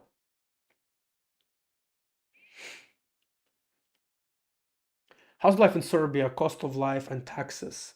Safety. I mean, safety is very good. Serbia is a very high trust society. Like, I see 5-year-olds just running around on their own, completely unattended all the time. Like, literally 5, 6 years old, year olds. Taxes, regular European taxes, right? It's like 25, 28%. Like, it depends. Uh, if you earn less than a certain amount, then if you earn less than a certain amount, you pay even less. But yeah, 50% effective rate in the US. That's actually kind of wild. I thought US has about like 30% taxes. That's insane. That's insane. Yeah, yeah, European Union is 42, 43. Uh, yeah. About VPN since Discord is banned in your country. Oh, yeah, maybe if they detect VPN, then you get fucked too. Like they detect IP address that is weird and they boot you maybe. Just do tax evasion. Yeah, no, no, no, man. No, man. I don't want to. I want to maybe, like take a mortgage or some shit, so I should be clean. But yeah, for me, moving to Serbia was strictly net positive. Like comparing to other countries, comparing to anything in the European Union, my bank accounts are fine. Like my residence permit is not in danger. I'm just kind of sitting there and chilling. So yeah, all good. Thank you, Serbia, for your hospitality and all that. Literally, my biggest complaint about Serbia, can you imagine that, is that there is a lot of smokers here. People are fucking smoking as fuck here. That's literally my biggest concern. Not concern, complaint.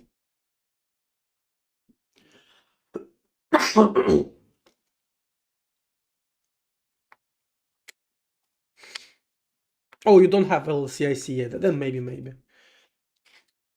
I mean, of course, I pay way more taxes than if I were in Russia, but I mean, come on, I can't really complain that European country has European taxes, right? That would be stupid. Like, if I want low taxes, I should have moved to Cyprus or something.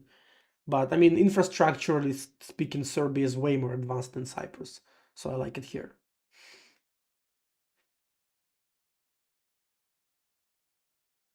We used to bring over cheap cigarettes from Serbia 20 years ago until everyone started getting turbo cattle.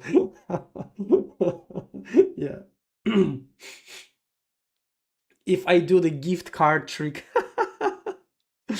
uh, somebody will use this message on Twitch of you, to get to like fuck you over.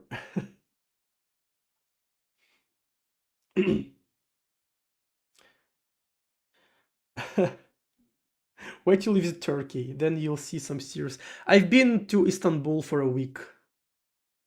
Um, Actually, I haven't noticed that much smoking. Maybe because I already got used to Serbian levels of smoking. What are they smoking? Just cigarettes. Like just cigarettes. Like weed is kind of decriminalized here, but it is not legal still. It's illegal.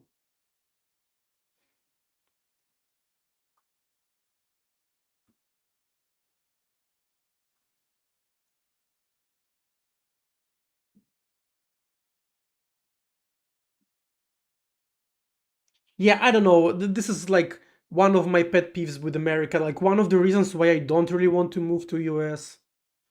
Um, well, first, I mean, call me maybe. How do you say it?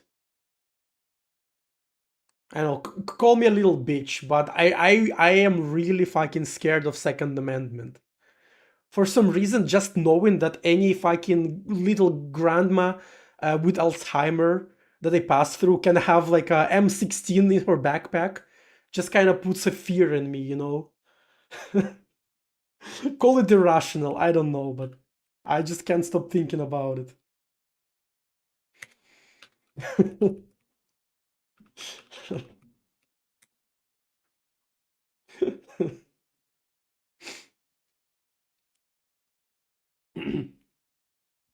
Second Amendment working as design. Yeah, yeah. Yeah, it keeps foreigners who are afraid of guns away.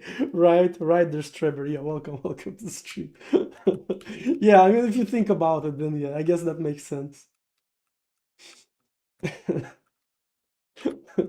I mean, also on top of that, it's not like anybody is calling me and inviting me into the States, right? And I don't want to go there as a fucking asylum seeker. No, no, no. I don't want to be like a second class citizen. Yeah, no, no, thank you. uh, window,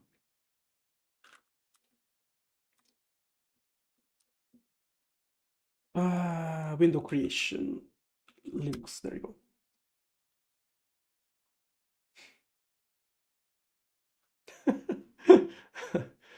go. Sick. Balkan is super safe compared to US unless you run into schizo's or gypsies.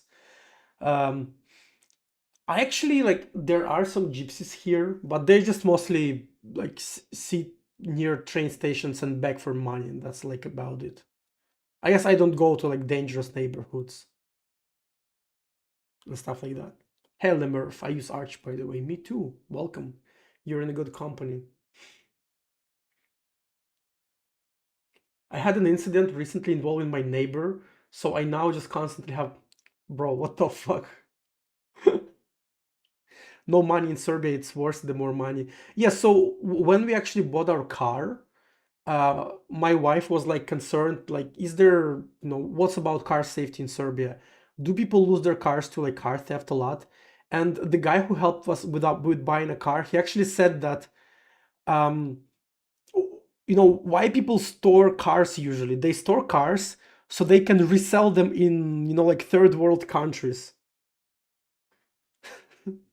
And if you steal a car in Italy, where would you sell it? You would sell it in Serbia.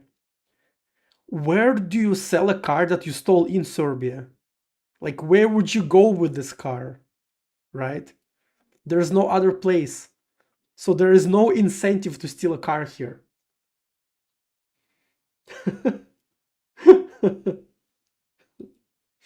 If you try to resell a stolen car domestically, you're just a fucking clown, right?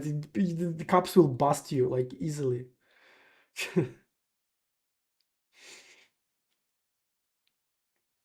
I use Omarchi.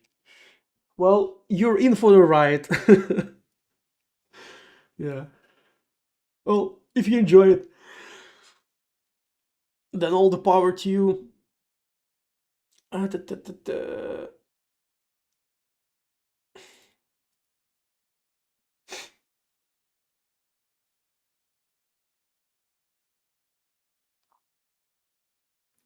Situation taught me no one is going to help you if you're in danger. Yeah, like yeah, I just thinking about it, like the fact that you just can go by your day and you can get shot. Just thinking about this is very weird, it's really weird. Another irrational fear I have in the United States is that I will have to pay tips, right? I will have to tip everyone. And I don't know, like maybe I'm just too autistic for this, but tipping culture gives me like a big anxiety. Just the fact that I look at the menu and the prices are fake, it just gives me a lot of headache. I don't know why. Maybe you just get used to it.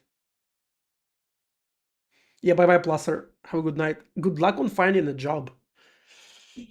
Hopefully you will get lucky. Actually, you know what? Let's go to focus code base. I know I'm yapping a lot, but I haven't streamed for a few days, and also the fact that I don't have like a GLX example that I can just use demotivates me a little bit. So yeah. What the fuck is going on? Hey, El Hortelano, thanks. El Hortelano, thank you for the raid, appreciate it. Welcome, welcome. Hope you're doing well. Hope your stream went well. What were you doing? Yeah, welcome on in. We are for the readers. We are creating OpenGL bindings for Jai from scratch. So absolutely from like XML specification, nothing else. Just got the Jai beta. Like, you seriously? Are you serious, tool, or are you just trolling? Oh, nice. So first, congrats. Second, it means that new compiler version is gonna be released soon. I wonder if any of my bugs got fixed. Wait, let me open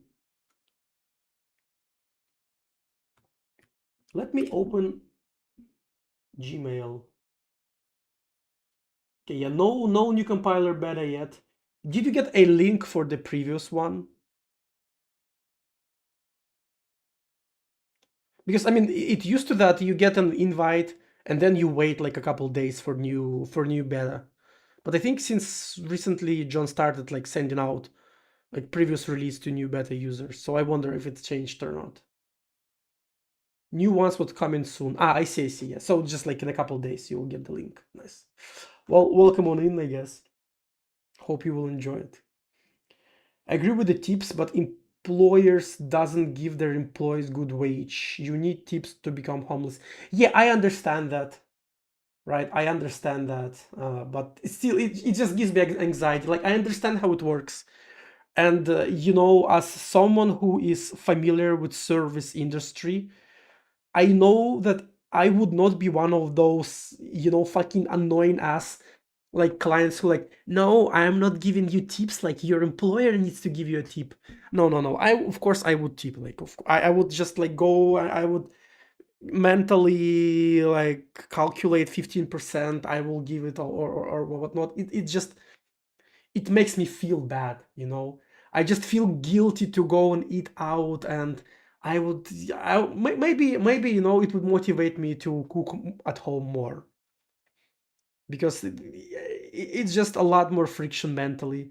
And instead of going to the restaurant and relax, I would like sit there and thinking that I need to interact with the waiter, and I need to pay the tip. Like, the tip must be like proper size, or otherwise he will like shit in my plate. you know you know what I mean. Again, maybe it's just me being weird, but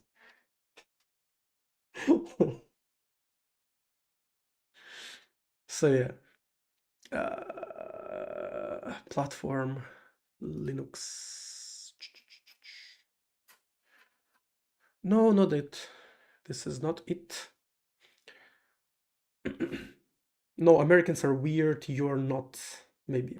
But I mean, you don't go to the church with your own Bible, or do you have the saying? We say чужой монастырь со своим уставом не ходит. It's like you don't go to the other church with your rules. You know that's the saying. Basically, when you go to the country, you respect its like traditions and rules. You don't fucking act like a smart ass.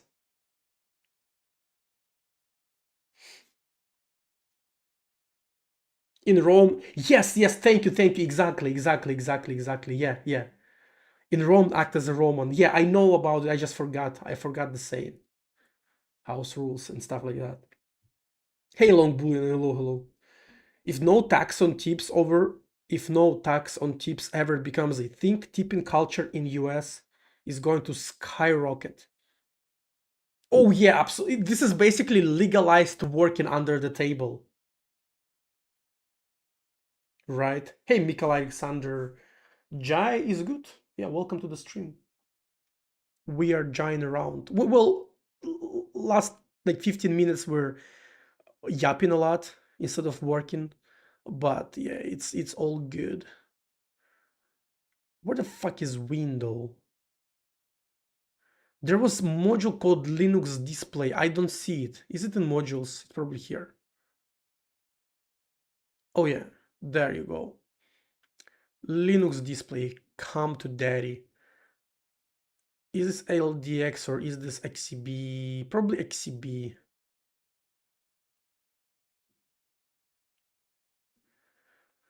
LDX. I think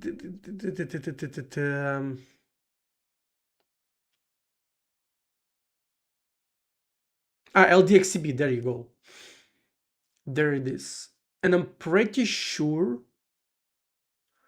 I am pretty sure there was X set event compute owner. Huh. Interesting. That focus still. No. You see it loads xlib only if xcb connection kind of failed. Yeah. That's fine. That's all good. So where is JLX initialization?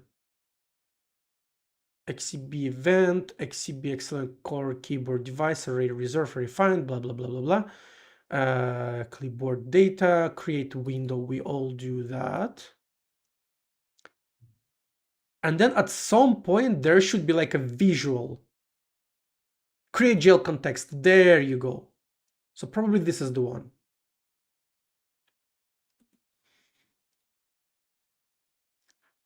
Linux display, simp backend, create GL context. Is this the one? Oh, hello there. There you go. So it's either GLX or EGL. So yeah, this is the one. This is what we're gonna steal. XCB plus EGL. So since Martins doesn't have example, I'll just steal what Focus does with XCB. Not 15 minutes slow. Maybe it's 25. Okay, don't expose me like that. Yeah. So X11 GLX. XCB GLX. There you go. Yeah, XCB GLX create context. Shit. Is this the one?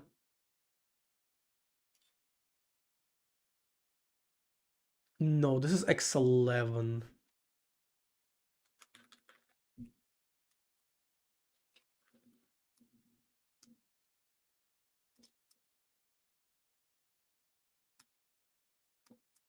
Yeah, there you go. This is the one. Yeah. I found it. Look at me. I'm smart. So we create window gets created, and then oh, actually we create context even before we have window. That's pretty cool. So after we create connection,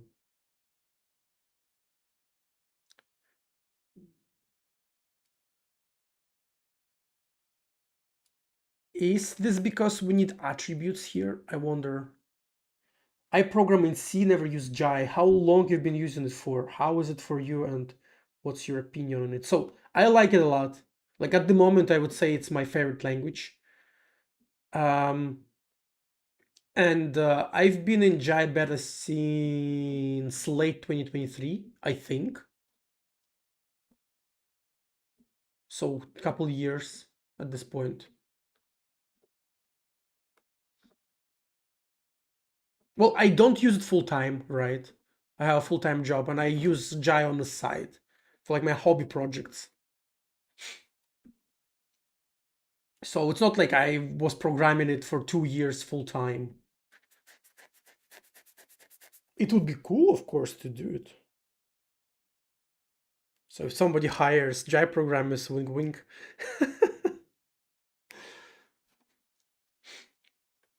I think at this point, like the only way to find a job in Jai is to create one,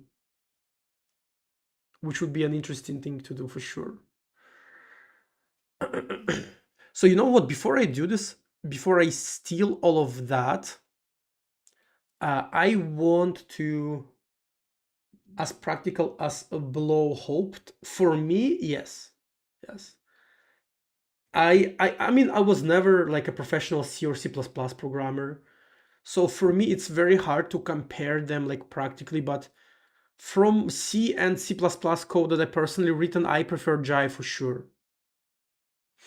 But before I proceed to do this, I want to take a short bathroom break because I'm going for 2 hours before without any break, without a break. So let me go take a piss. I'll be right back. Enjoy the silence.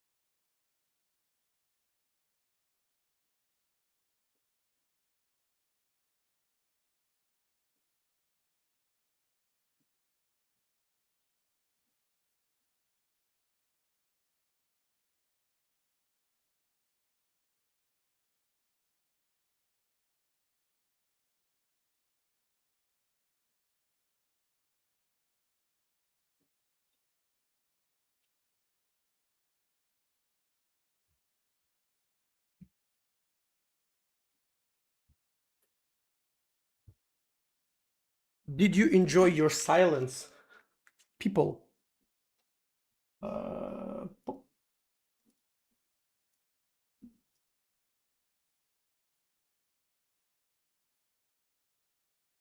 um, Even from the beta, use Jai for backend, maybe Wasm for front-end development.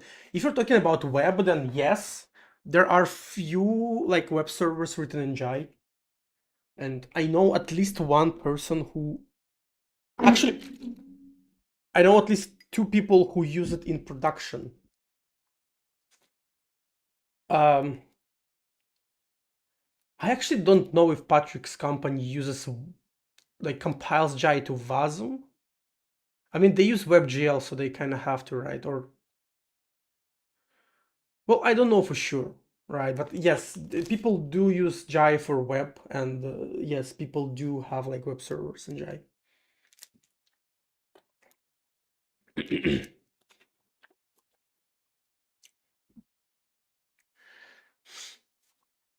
Yes, so what do we have here? GL initialized. What the fuck is this?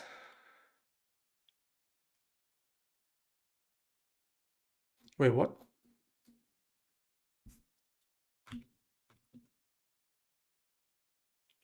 If GL initialized. Ah, this is just a check, right? WSI load. So this loads the procedures. Yeah, so this just loads procs. Yeah, DL open, blah blah blah blah blah blah blah. This like we supposed to have that.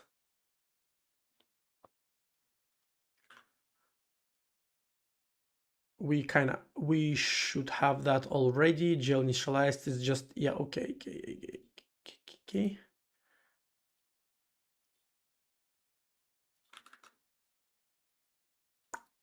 There you go. And so we get the display. Display is a connection, which we have. Type opts get proc address, get glx get proc address.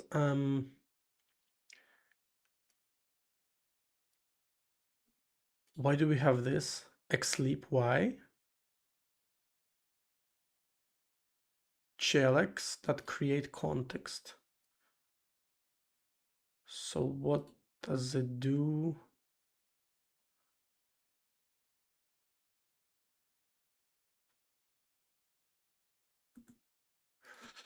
Create context. This one. There you have it. So it's kind of like this, right? So for EGL, we have this. When we create a bunch of, like, what surface type we use, blah, blah, blah, blah, blah, blah, blah. XX is, yeah, it's autocast. So it's basically cast thing on the right to the thing that the left part expects. So here you see. So OK, the EGL bind API returns integer, assert wants a boolean. So here just autocast integer to boolean. It's the same thing as to like cast it to boolean like this.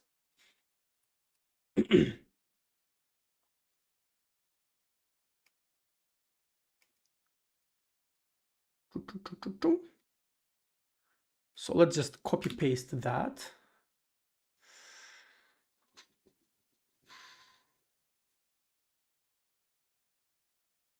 I guess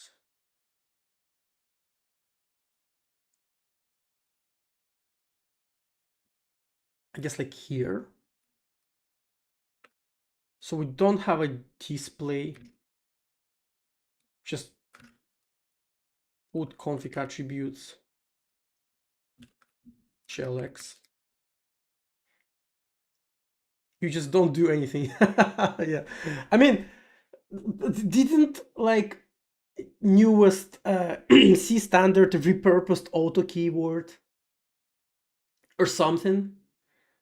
So like C used to have keyword auto that was for backwards compatibility with B, right? That didn't really do anything.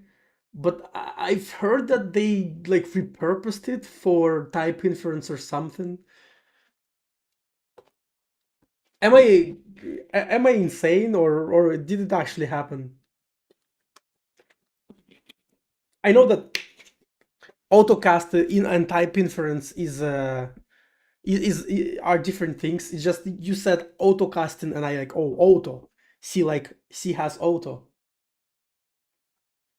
No, C language actually has auto. There is a keyword in C.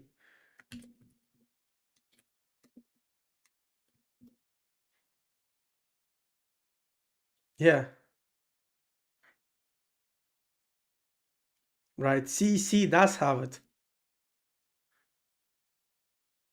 So it's in C23. Okay. So I am not going insane. It actually happened. It's because your editor doesn't know about it.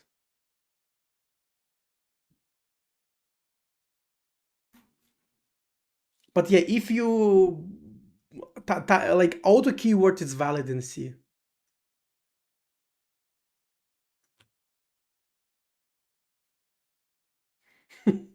It's just it doesn't really do anything. Well, I guess before C23, it was just there for backwards compatibility. Right. So drawable type, render type. What is window bit? RGBA bit, true color. Is it something? Oh, is it something that's exposed? Oh, it's exposed by glx. Nice. Alternate form was available in C++ as well until like C++11. Yeah. I mean, it makes sense, right? Because C++ was built on top of C. And auto in C++, it came up in C11, as far as I know, yeah. But it's weird that they didn't like add type inference to C up until C23. You would think that it's probably one of the first thing that the language should get, because it's kind of a useful thing.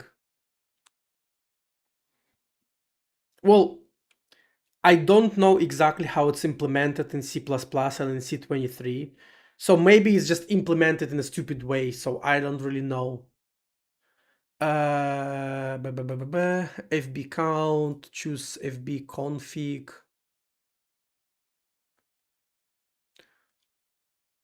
I'll just literally probably copy this, right?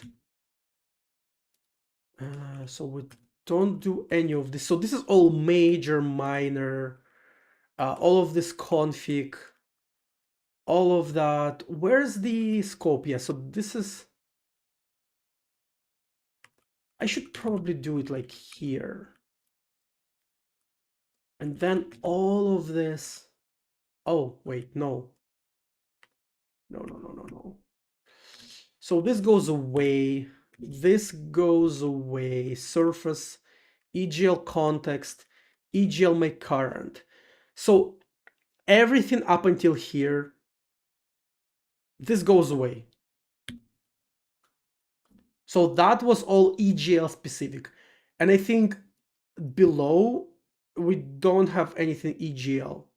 Maybe only EGL swap buffers. Yeah, EGL swap interval. Only this one is EGL specific. I think everything else, and there would be EGL swap buffers here too, yeah. I think everything else is just general as OpenGL. Yeah, yeah, yeah, yeah, yeah, yeah, yeah, yeah. So we only rewrite this particular initialization code and we should be fine. Yeah, and glx make current. Why do you have glx, the giant? Oh, right, right. So before I proceed, let me delete this and delete this and delete this. Yeah, so those are all generated files, and I just don't want to see them. So glx make current, it accepts a display, which is X11 display actually. Oh, motherfucker. Does it accept X11 like XCB connection or not? Are they interchangeable, I wonder? Probably not. Anyway, and shellx context. So I guess something like that will happen.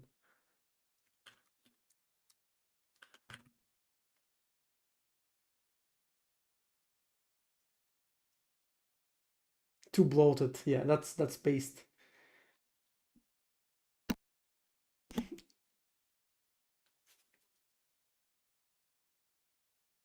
Raylib. I mean, I know about Raylib. Like, I know what Raylib is. In this particular case, I don't need it. I specifically want to make this from scratch because so this project is about generating OpenGL bindings for Jai, so people can use it. And me too. I need OpenGL bindings. That's also partially why I'm doing it. Yeah, yeah, yeah. I know Raylib. Raylib is very good. C moving slower than C++ is a good thing. It is. But I mean, it was adding other stuff, right? Between standards, and one would ask why other stuff and not type inference, for example. So I'm not saying that C should move as fast as C++, but it did have multiple revisions, and it's just, you ask yourself why they picked something else and not, like type inference, especially considering that repurposing auto would not introduce any new syntax, right? It would just change the semantic of an existing keyword that nobody used anywhere anyway. Like most C programmers didn't even know auto keyword in C exists, right?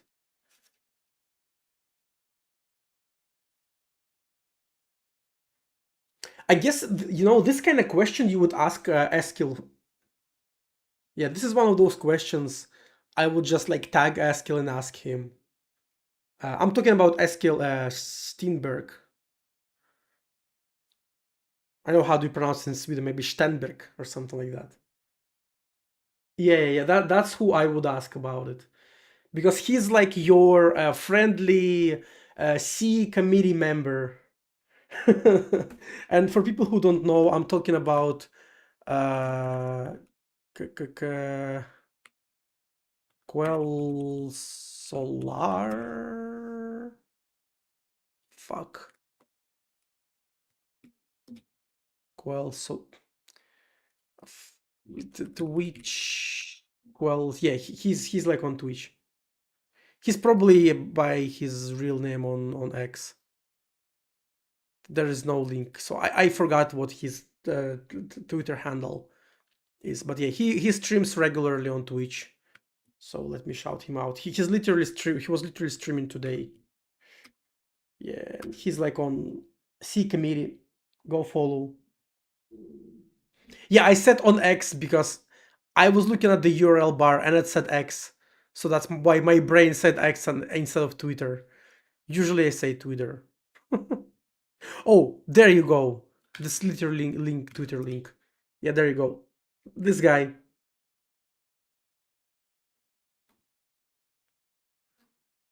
Uh, yeah, here. His personal account.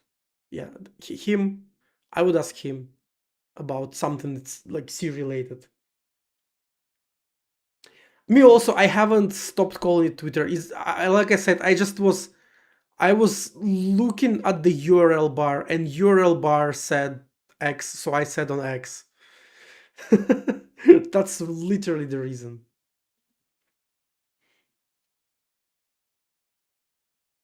He has hilarious library name, yeah, like Seduce and stuff like that. Choose FB config. Okay, let me try to push through this. We got config attributes, FB count, all of this. I think we can just copy that. What's that?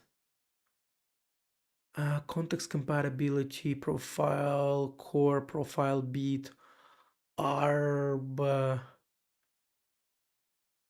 debug. Yeah, so I think I'll just literally copy paste all of that. Like this, and we are not going to do that. This is it's gelx context and gelx, I think, right? This is gelx context attributes, blah, blah, blah. Yeah. Wait, did I remove?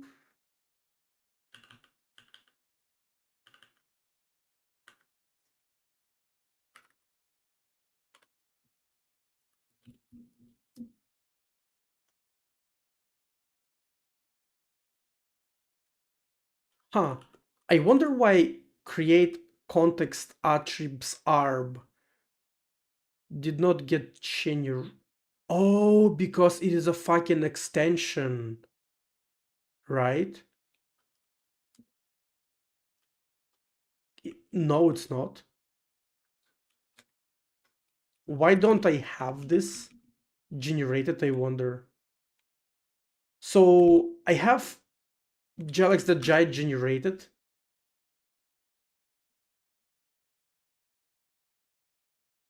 Here. So I have create context.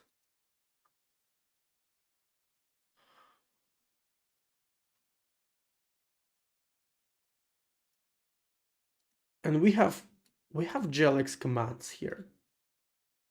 So I would expect it to get generated as well. So this is actually something that might be a bug in my generator, or it is an extension. Yeah. ARP create context. So, hey lad, привет. Welcome. Even Grok refers to it as X previously. I still think that renaming Twitter to X is the most useless.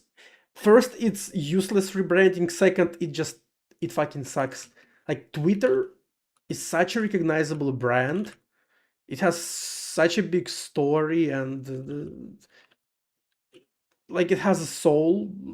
As you know, it's kind of stupid to say it about multi-billion company, but I mean, yeah, come on, it's Twitter, right?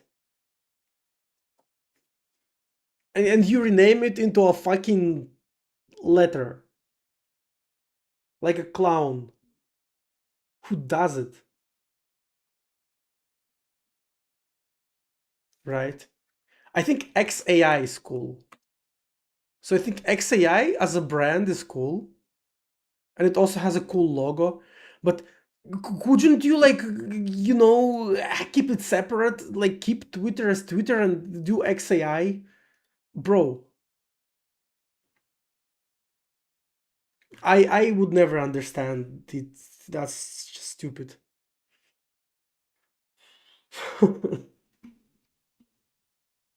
Hey, Arsan, hello, hello. It was a storage qualifier, yes. About auto keyword, yeah.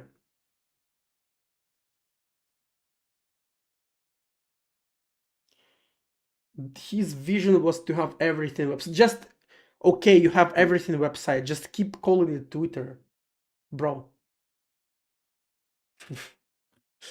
Let's go to generate OpenGL and let's try to generate it actually.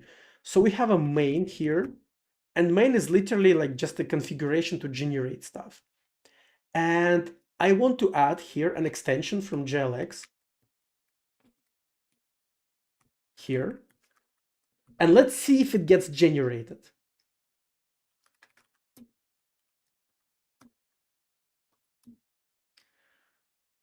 Generate OpenGL. Yeah, let's do this. Boom, generated. And now if we go to glx.jai, hey, look at this. glx create context attributes arb. Nice. Pretty cool, right? We can just rerun a bindings generator and we get an extension. Он же сделал это, потому что на заре интернета купил домен x.com, мечтал пристроить куда-то. Ah, I didn't know that.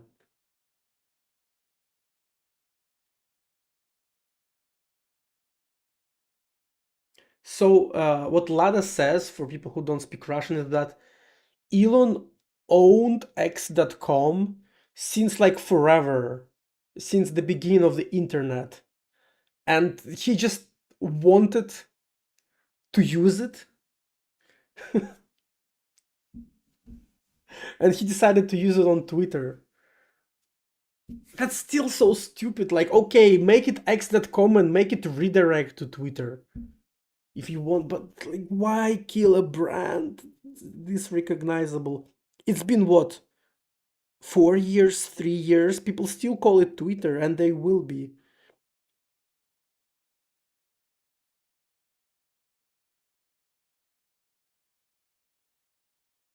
X was his company before PayPal. PayPal. Yeah, I don't know. I would not understand it. I don't even want to say that.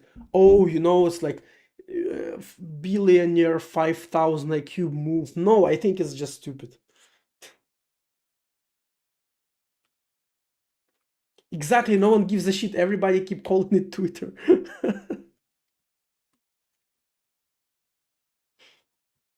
uh, yeah. Now we have this procedure. Great. Context attributes dot data. So these config. Wait, context attributes. Wait, where are context attributes? Oh, yeah, yeah, yeah, yeah, yeah. So we do this. Major version, we need to. So we need to do major version, maybe 3.3. Let's do 3.3. So 3 and 3. We have this too. Yep. So this has glx prefix. This also has glx prefix. Cool. And then context profile mask. I think this also has glx prefix, right? Okay, so this is arb, which means we need to load it as another extension.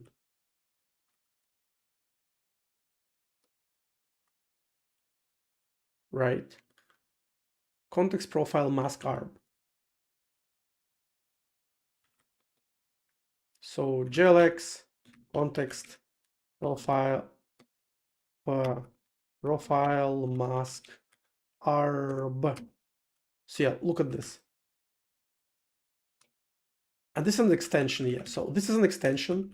Since we need a profile, we need to yoink it and regenerate our bindings with this. So another extension. Let me do it like this. So a bunch of arb, bunch of ext. Let's maybe put it there. So this is our regular extensions.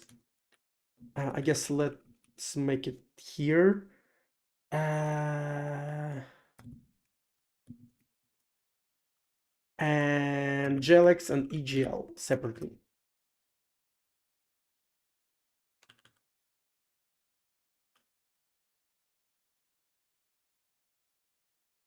Wait, what major version? What do you mean, major version 07?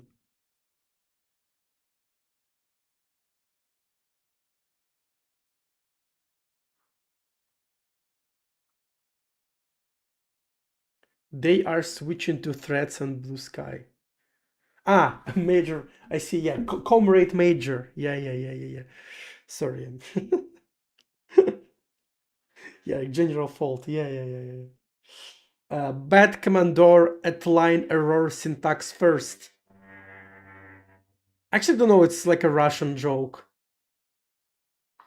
or maybe it's not Russian. About like naming your hamster. Like a dude wrote a Java program to generate name for his hamster. He made a mistake and Java outputted bad command or syntax error at line first, and that's what he named the hamster. Right? Like bad commandor at line error tax first, like this.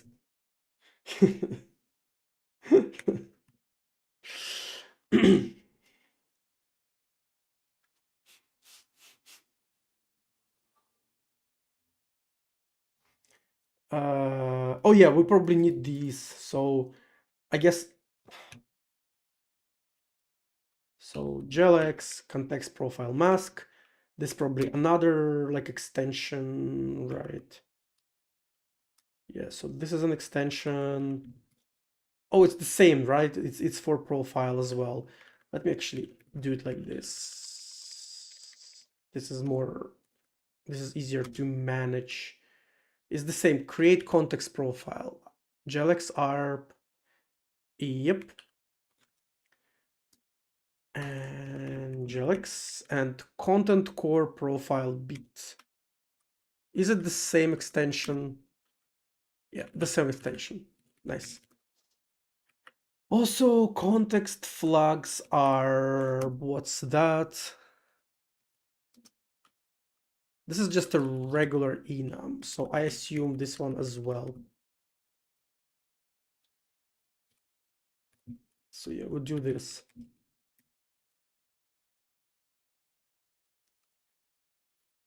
If compatibility, what's that? Compatibility. Do you need compatibility when you call create context? Bro,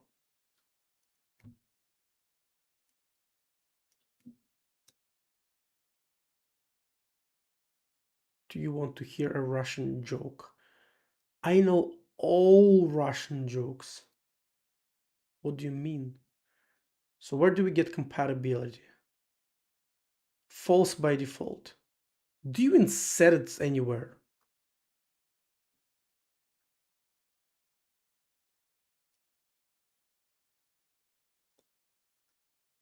Insane joke. Insane joke. You need to have your Netflix special, my man.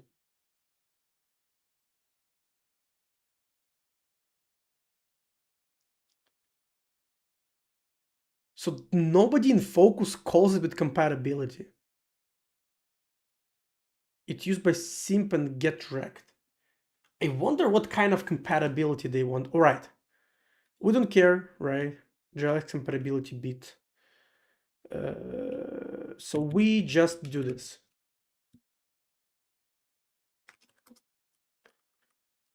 If debug.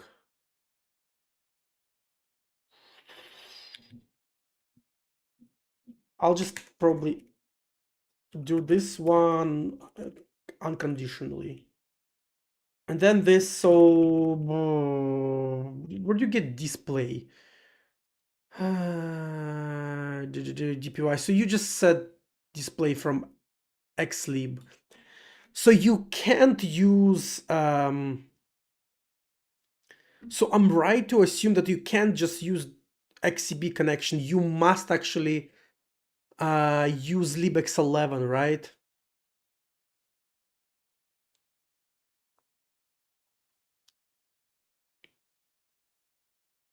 I don't know actually. I've like truth be told, I've never watched a Comedy Central special or Netflix special. I'm just LARPing. I'm not that big into like stand-up comedy, let's be honest. I think that most of it is fucking cringe.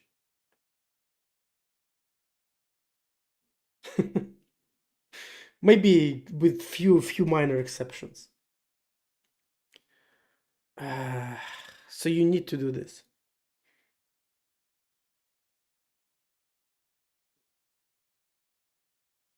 Okay, so I still need it. Oh, all right, yeah, yeah. I knew that the JLX is, libx11 thing, but it's like maybe over the years they just added a thing that can talk directly. Let's wait a second. Some fucking spam. Yeah, let's get the libx11 connection. Then where can I get it? I guess I need to create another Emacs. Um, Giant Linux. Oh shit! I don't actually have libx11 bindings. I mean, you know what? Let's actually research it. JLX with XCB without xlib.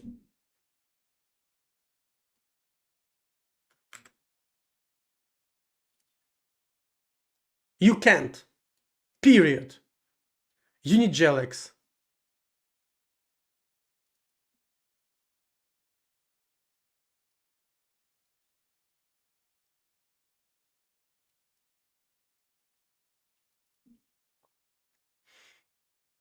Hmm. Easy clap.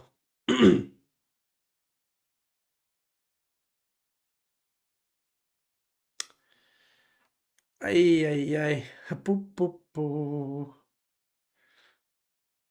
But it was 2015. Maybe something has changed. Ooh, ooh. 2018.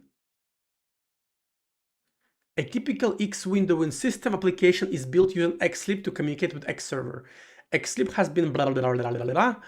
An OpenGL must use GLX. Sure.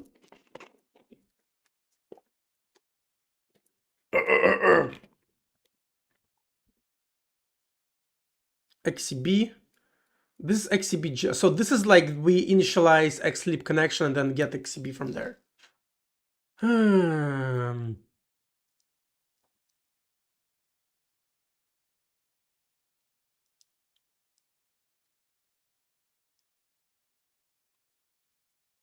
Closely coupled with xlib as a result, OpenGL.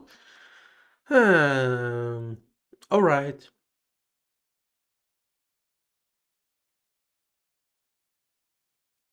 Pure XCB is not possible. Future work. And this future work actually never happened. I guess because EGL existed.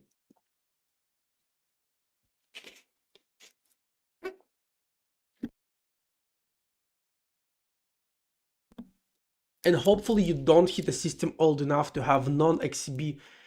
So this would have to be a system that's older than like 2016, 2015, right? I don't think at this point is possible. It would be like a fucking Richard Stallman deciding to use my program or some shit.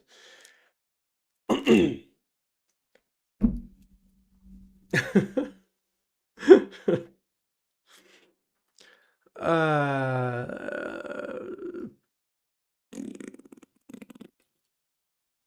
yep.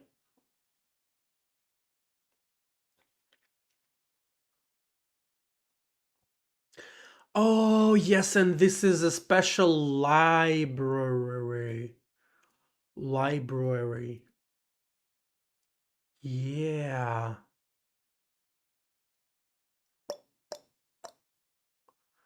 Ba, ba, ba.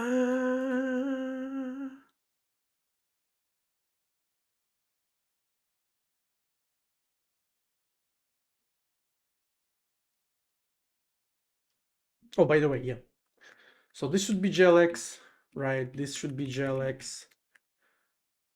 This should be GLX. This should be GLX.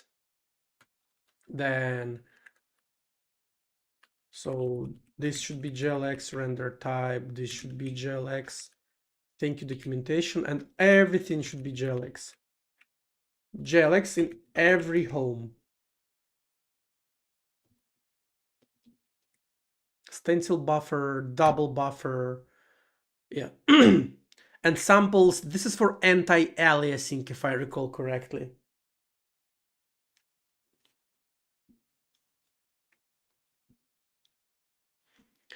If I recall correctly.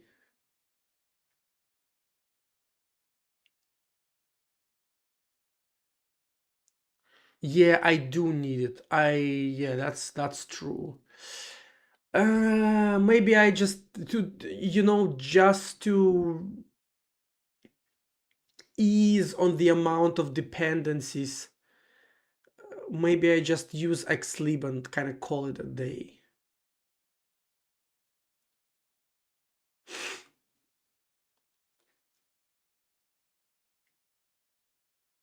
But what does this library even do?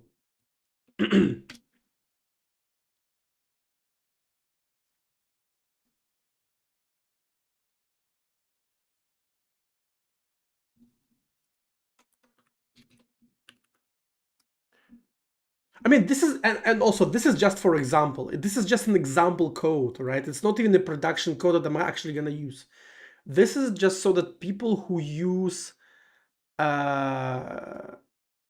this is so just that people who use OpenGL bindings can kind of see usage example or some shit. Wait, is this? Oh, it's a part of libx11 library. Mirror. Is it mirror up to date or is it like? I think this is good enough, right? I want this.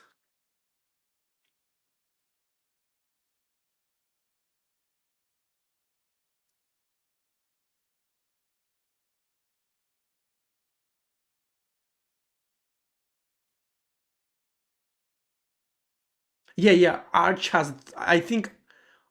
Actually, no. Arch probably doesn't. Wait. Pacman XCB. Yeah, it doesn't.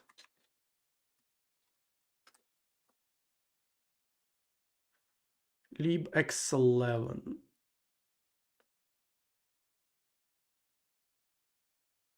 Yeah, Arch doesn't have it packaged separately. It's probably just a part of libx11.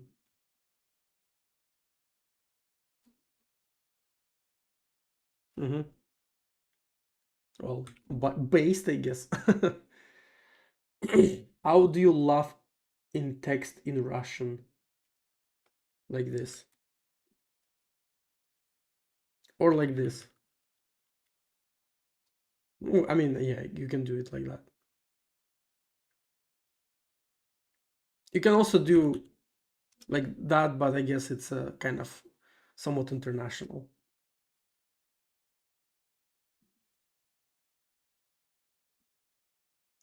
Also, if you're a boomer, you write ha ha ha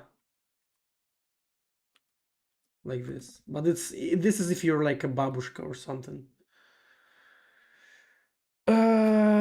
What I wanted to do is, where is an actual code? What does the code do? How does it extract XCB connection?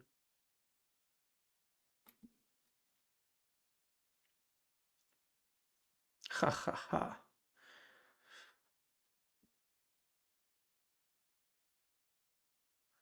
I mean, maybe they do. Take a look at this.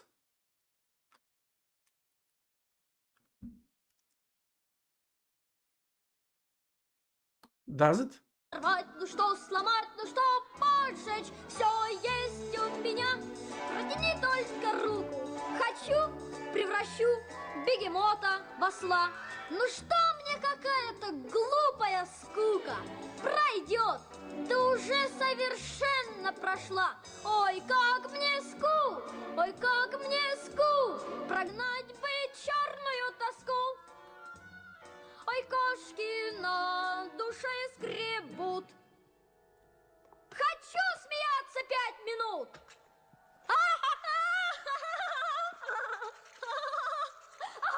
So does it look like ha ha ha? Does it sound like ha ha ha? He said, I want to laugh for 5 minutes. Yeah. And this fucking BDSM torture machine started tickling him. So yeah, does it sound like ha ha ha to you? Hey, Chickbot. Hello, hello. Welcome. Anyway. That's how Russians laugh, more or less. So where's the actual code that gets the... I guess I need to look at the header, right? So the header is this one. Let's take a look at the header.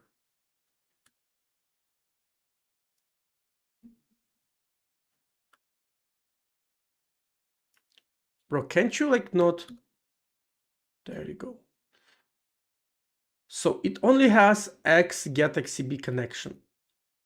That's literally the only function it does. And it gets it from libx11. Oh, also x event queue owner.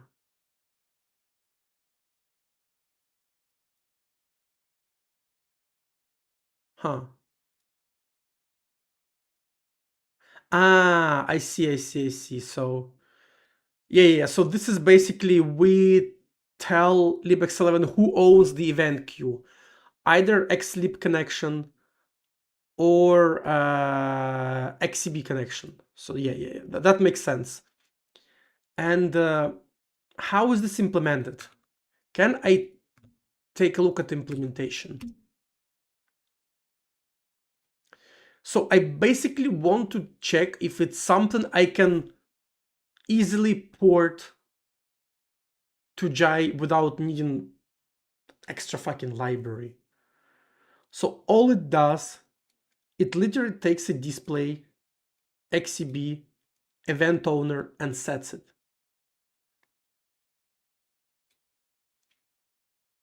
Or it gets the connection. That's literally all it does. Do you know how Brazilians laugh? Yeah, they laugh like this. Or like that. Oh my fucking god. What the fuck happened? Or like that. Or like this. Or like this. Pick your favorite laugh. You know what? I don't even need a special library for this. So assuming Xlib that we ship with is recent enough, we literally can just do that.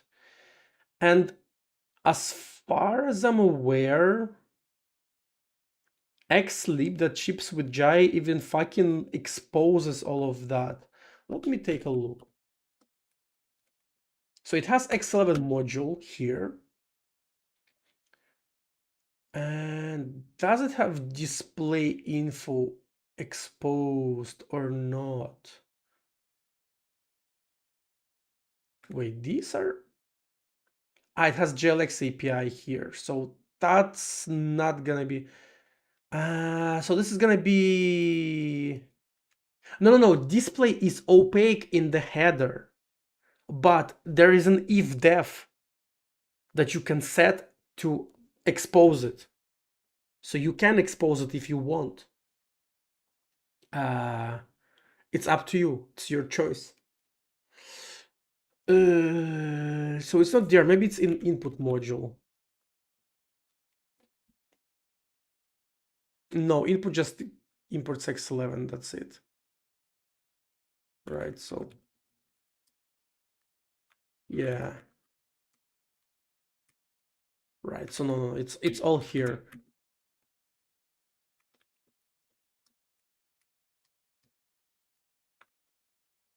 Right. You see, it does X display, and then X display. Ah, okay, yeah. So they made it private.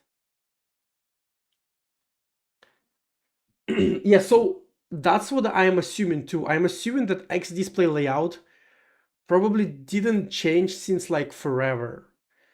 And if you go to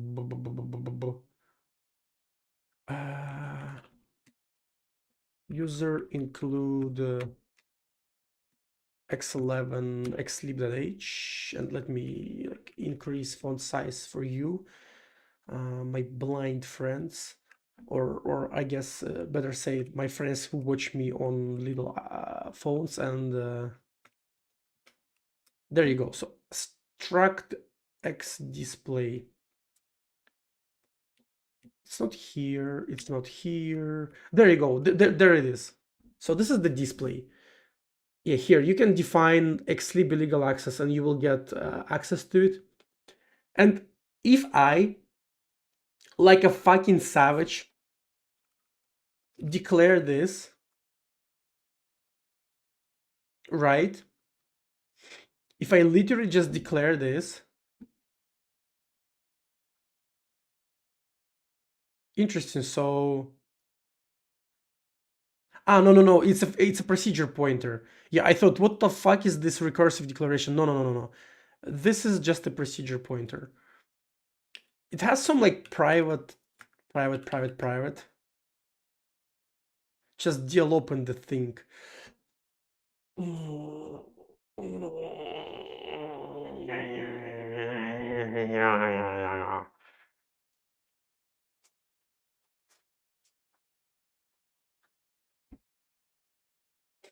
You know, terraforming a planet isn't possible. The only thing that's not possible is terraforming your mom. I'm sorry. I'm pretty sure your mom is a respectable and beautiful woman. Yeah. Terraforming planets is possible, but it will take like thousands, hundreds and thousands years. So I don't know what you're talking about.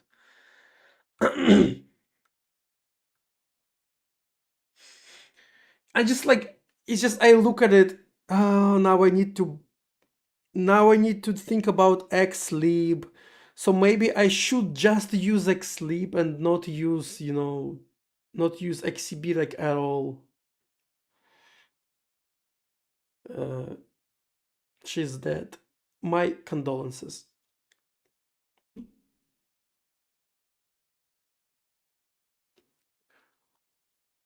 Uh, it's always a risk You know, when you joking about your mom, you always take this risk that sometimes uh, a person responds to you, oh, you know, she's actually dead, and then you feel bad about yourself.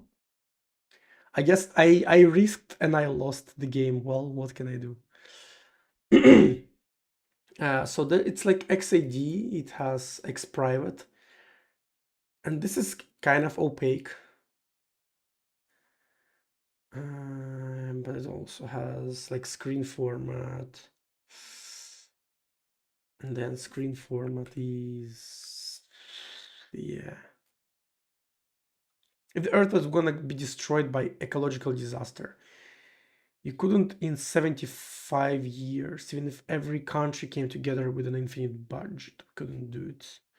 I mean, yeah, you like usually when people say about terraforming, they mean like terraforming like Venus or Mars or Moon, you know. They don't usually talk about terraforming the Earth after it gets like destroyed by something. But yeah, I think I'm just gonna take Eliota's advice and I'm just gonna deal open libx 11. Or, you know, maybe I'm not gonna deal open it. Maybe I'm just gonna link to the library. So I can do something like xlib is library system lib. How do you do it? Like, let me open X11. Yeah, lib X11. And then how does it, what is it called again? Motherfucker, click. So like this. What we can do is.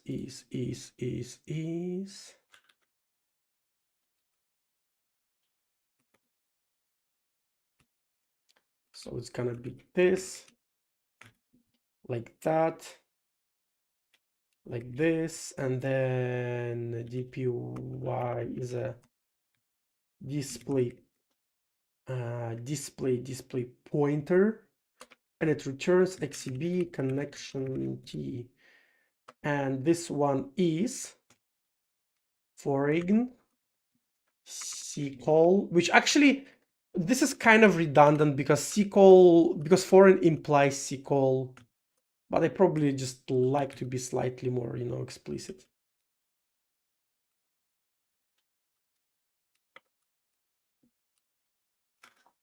And xlib, yeah.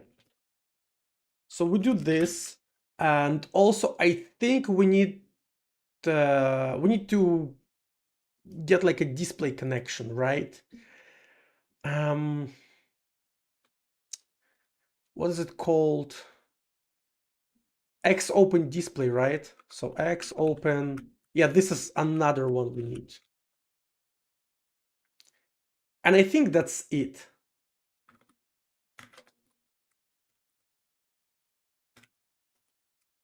Ah, I can just do this. And this is actually not unknown. This is display number. Well, it's a connection name, right? I can call it name. If you read manual for this, it's called xcons display name. Yeah, it is name. So yeah. You wait pointer, and we have a display for.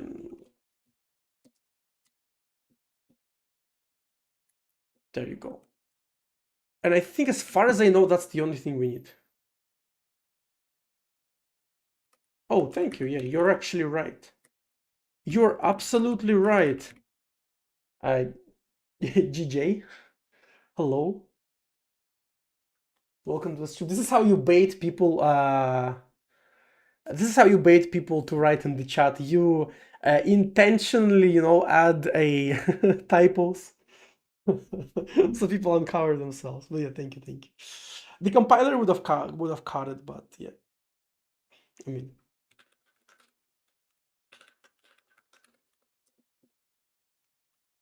mm, yeah. Actually, no, let's remove call from here. Yeah, I like to do call when it's a procedure pointer, when we don't have the name of the library up front, but here it's kind of foreign sleep. Like if I put call here, then yeah, let's just put it like that. Compiler errors ahead of time, yeah. This is how we save on Anthropic LLM tokens by having chat LLM. It take about 235 years from Mars. Even then, the gravity wouldn't work for us. Mercury is closer to Earth in gravity, but we need giant mirrors to reflect the heat. So we got enough heat on Mercury. um, I overall think that. So I think that people will terraform something, maybe Mars, maybe Venus. It's like it's not economically reasonable to do, right? Economically reasonable, I think it's better to just build like space stations and stuff. But humans just want to live on actual ground. So I think terraforming will still happen. Definitely not in our lifetimes, of course, but eventually, I believe. I believe in terraforming in the same way that I believe in immediate mode, in generally useful immediate mode UI library.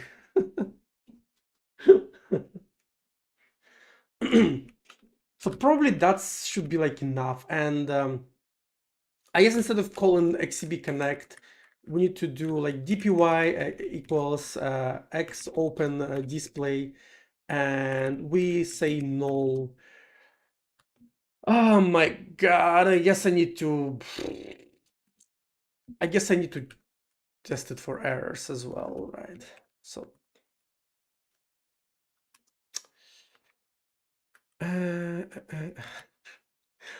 Or maybe not. It's like the thing that ships with Giant doesn't even care. Actually, how do you even? Oh wait, this is. Does it like display structure? Ooh, how do you check it for errors?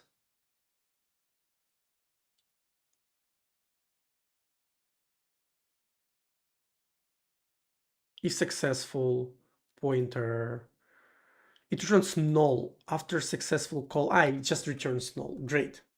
So I don't call has errors. I just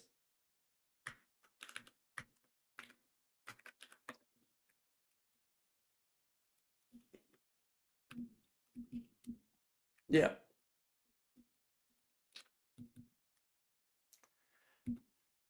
Yep. There you go. Beautiful.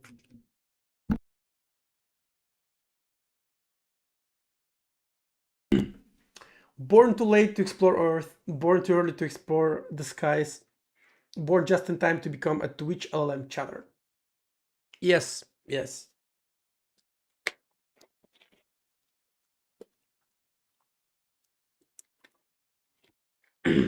Russia landed on the moon. Americans would be so pissed NASA would get a budget again. If Russia landed on the moon, well, I'll tell you a secret, or I guess it's not really a secret, but if you follow any kind of news, Russia isn't landing on the moon anytime soon. I tell you that.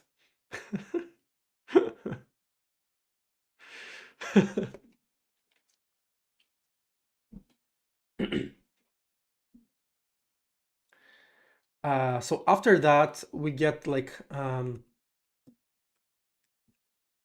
what? Wait, what? Ah, syntax error. And then we do con x get xcb connection dpy. There you have it.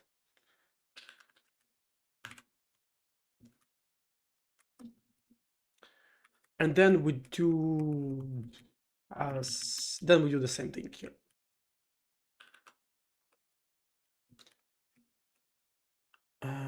Why couldn't connect to couldn't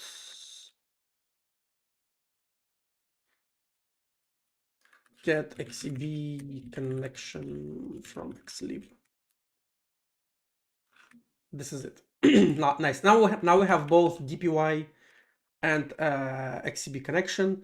And so here, when we create a GLX context, we can use connection to FB. We actually also have screen, so I'm pretty sure screen can just be used. Yeah. And this is all it. So this should be fine. This should be fine. Let's remove that. Maybe we don't need alpha size, but this is fine. This should be good. This should be beautiful. And it's wonderful.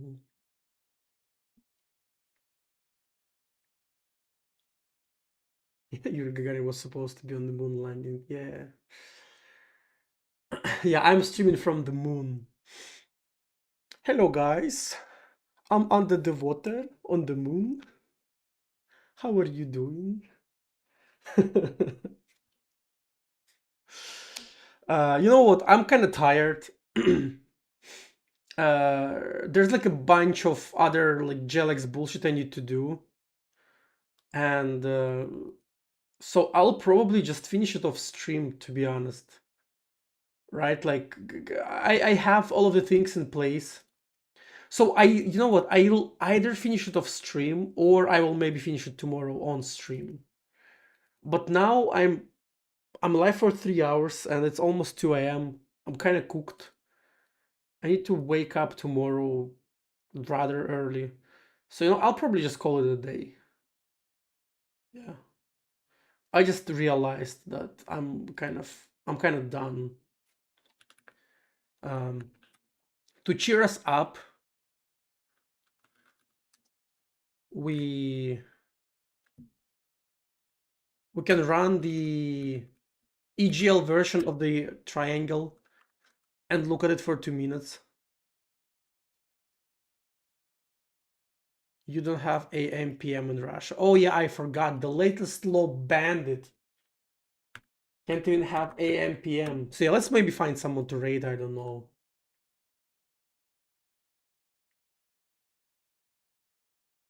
Oh, Mr. Wonder Wonder streaming, but he's playing Animal well. He's not programming.